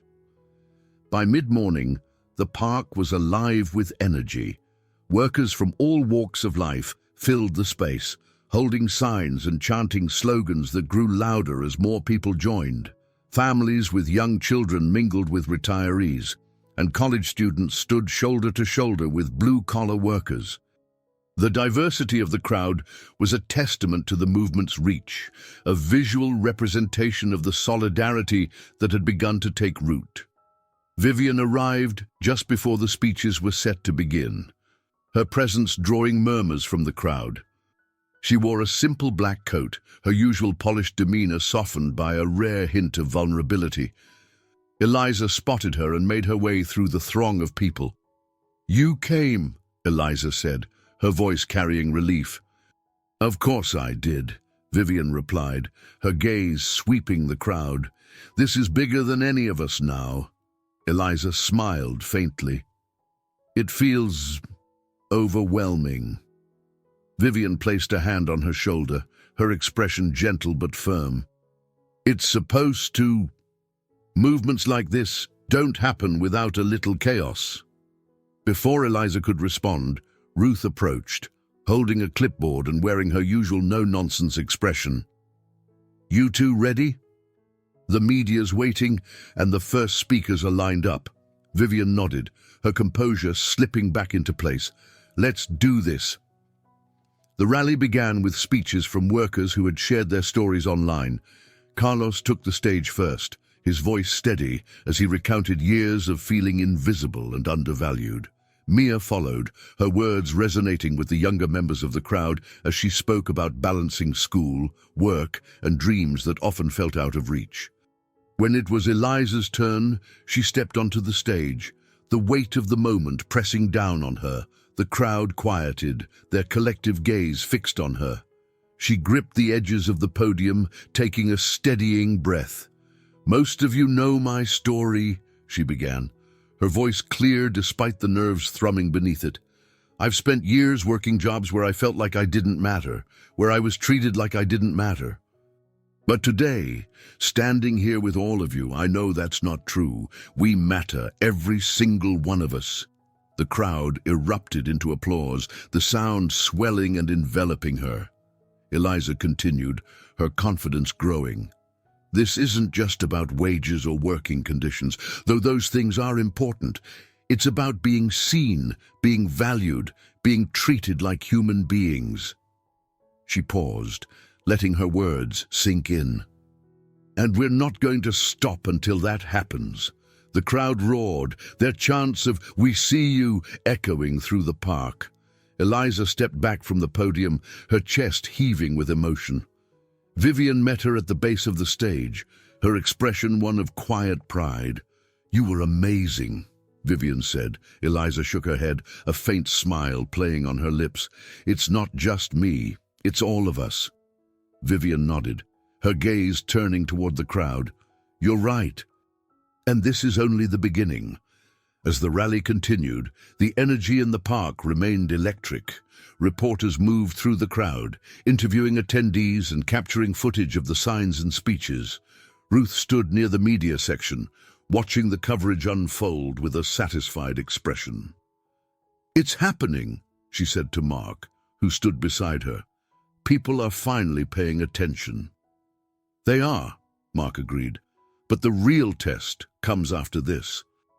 "The system isn't going to change without a fight," Ruth smirked. "Good thing we've got fighters." Toward the end of the rally, Vivian took the stage. The crowd quieted as she approached the podium, their anticipation palpable. She adjusted the microphone, her hands steady despite the weight of the moment. "Thank you all for being here," she began, her voice calm but resolute. Today, I stand not as a leader of a foundation or a figure of privilege, but as someone who believes in the power of people, ordinary people, demanding extraordinary change. She paused, her gaze sweeping the crowd. I've spent years building a foundation that I thought was helping, but the truth is, I wasn't listening. People like Eliza Parker showed me what I couldn't see on my own, and for that, I am deeply grateful. The crowd murmured, their attention rapt. Vivian's voice grew stronger as she continued. The Harper Foundation board may have sidelined me, but they haven't silenced me, and they won't silence us. Together, we can build something better, something that sees and values every person. The applause was thunderous, a wave of sound that seemed to ripple through the city itself. As Vivian stepped back, Eliza joined her, their eyes meeting in a moment of unspoken understanding. This was their fight, and they were far from finished.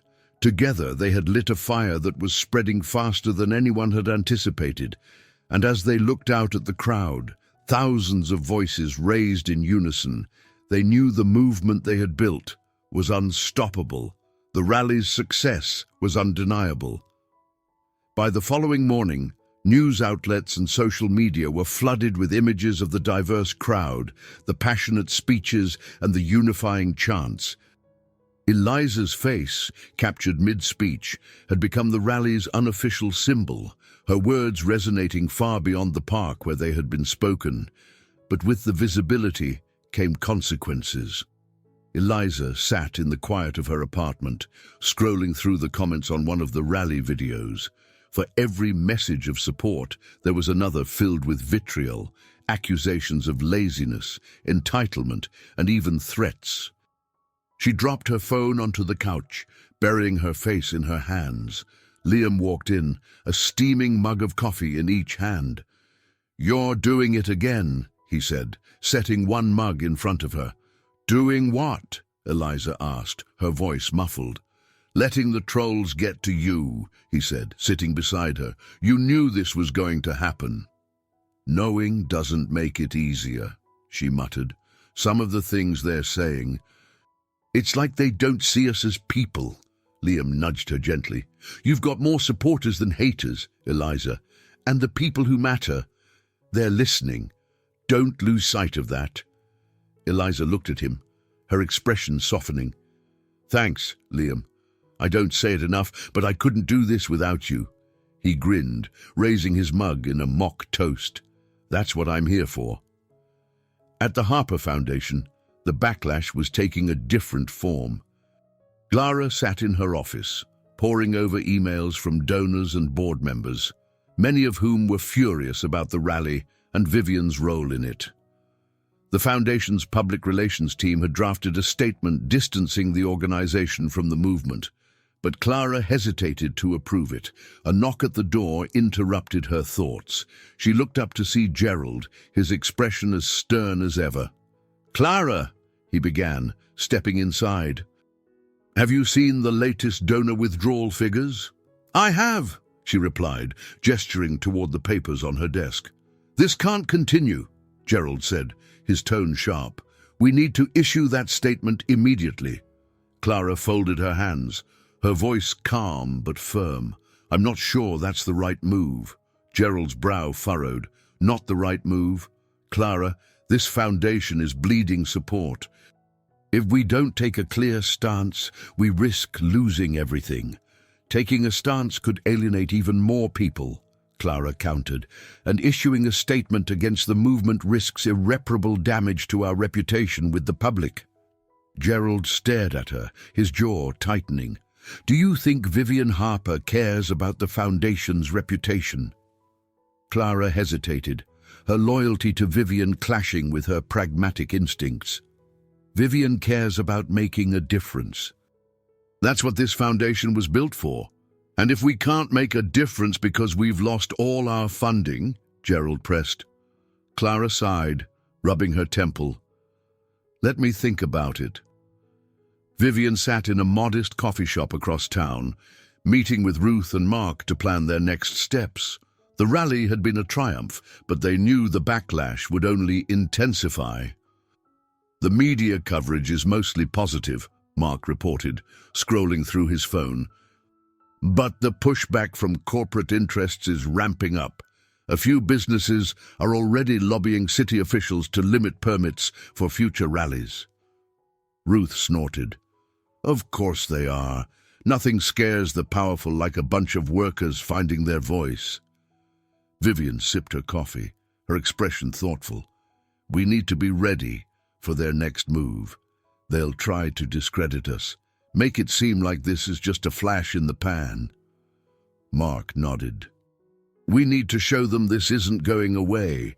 More stories, more events, and more visibility. I'll start reaching out to the workers who've already come forward," Ruth said. "See if they're willing to do interviews or speak at future rallies." Vivian turned to Mark. "And I'll work on leveraging the media coverage. If we can get national outlets to pick this up, it'll be harder for them to dismiss us." As they finalized their plans, Vivian's phone buzzed with a message from Clara. "Call me when you can. It's important." She frowned, showing the message to Ruth and Mark. "This can't be good." "Could be nothing," Ruth said, "or it could be the board trying to tighten the noose." Vivian sighed. "I'll handle it. They're not silencing me, no matter what they try." Eliza spent the afternoon at the community center, meeting with workers who were eager to join the movement. The energy in the room was electric, but Eliza couldn't shake the lingering unease from the threats she'd received online. She knew the stakes were high, but the weight of leading this charge was beginning to wear on her. Carlos approached her during a break, his usual easygoing demeanor replaced by concern. "You okay, Eliza?" She hesitated, then nodded. "Yeah, just everything feels so big, you know, like it's all on me." "It's not," Carlos said firmly. "We're all in this together. You've inspired us, but this isn't just your fight." Eliza smiled faintly. "Thanks, Carlos. I needed to hear that." That evening, Vivian called Clara from her penthouse, the city lights casting long shadows across the room. Clara's voice was tense when she answered. "The board is pressuring me to issue a statement distancing the foundation from the rally," Clara said without preamble. Vivian's grip tightened on the phone. "And what did you tell them?" "I told them I needed more time to think," Clara replied. "But they're not going to wait forever." Vivian exhaled, her voice steady but edged with frustration. "Clara, if you give them that statement, you'll undermine everything we're fighting for." "I know," Clara said quietly. "But if I don't, they might push me out too." "Then let them," Vivian said. "Sometimes doing the right thing means losing everything." The line went silent for a moment before Clara spoke again, her voice barely above a whisper. "I'll try to hold the line." As Vivian ended the call, she felt a mix of anger and resolve. The board was tightening its grip, but the movement was gaining strength. The fight ahead would be brutal, but she and Eliza were ready to face it together. I hope you enjoyed today's story. Subscribe to the channel so you don't miss more stories like this. Leave a like and comment below what you thought of the story. See you in the next video.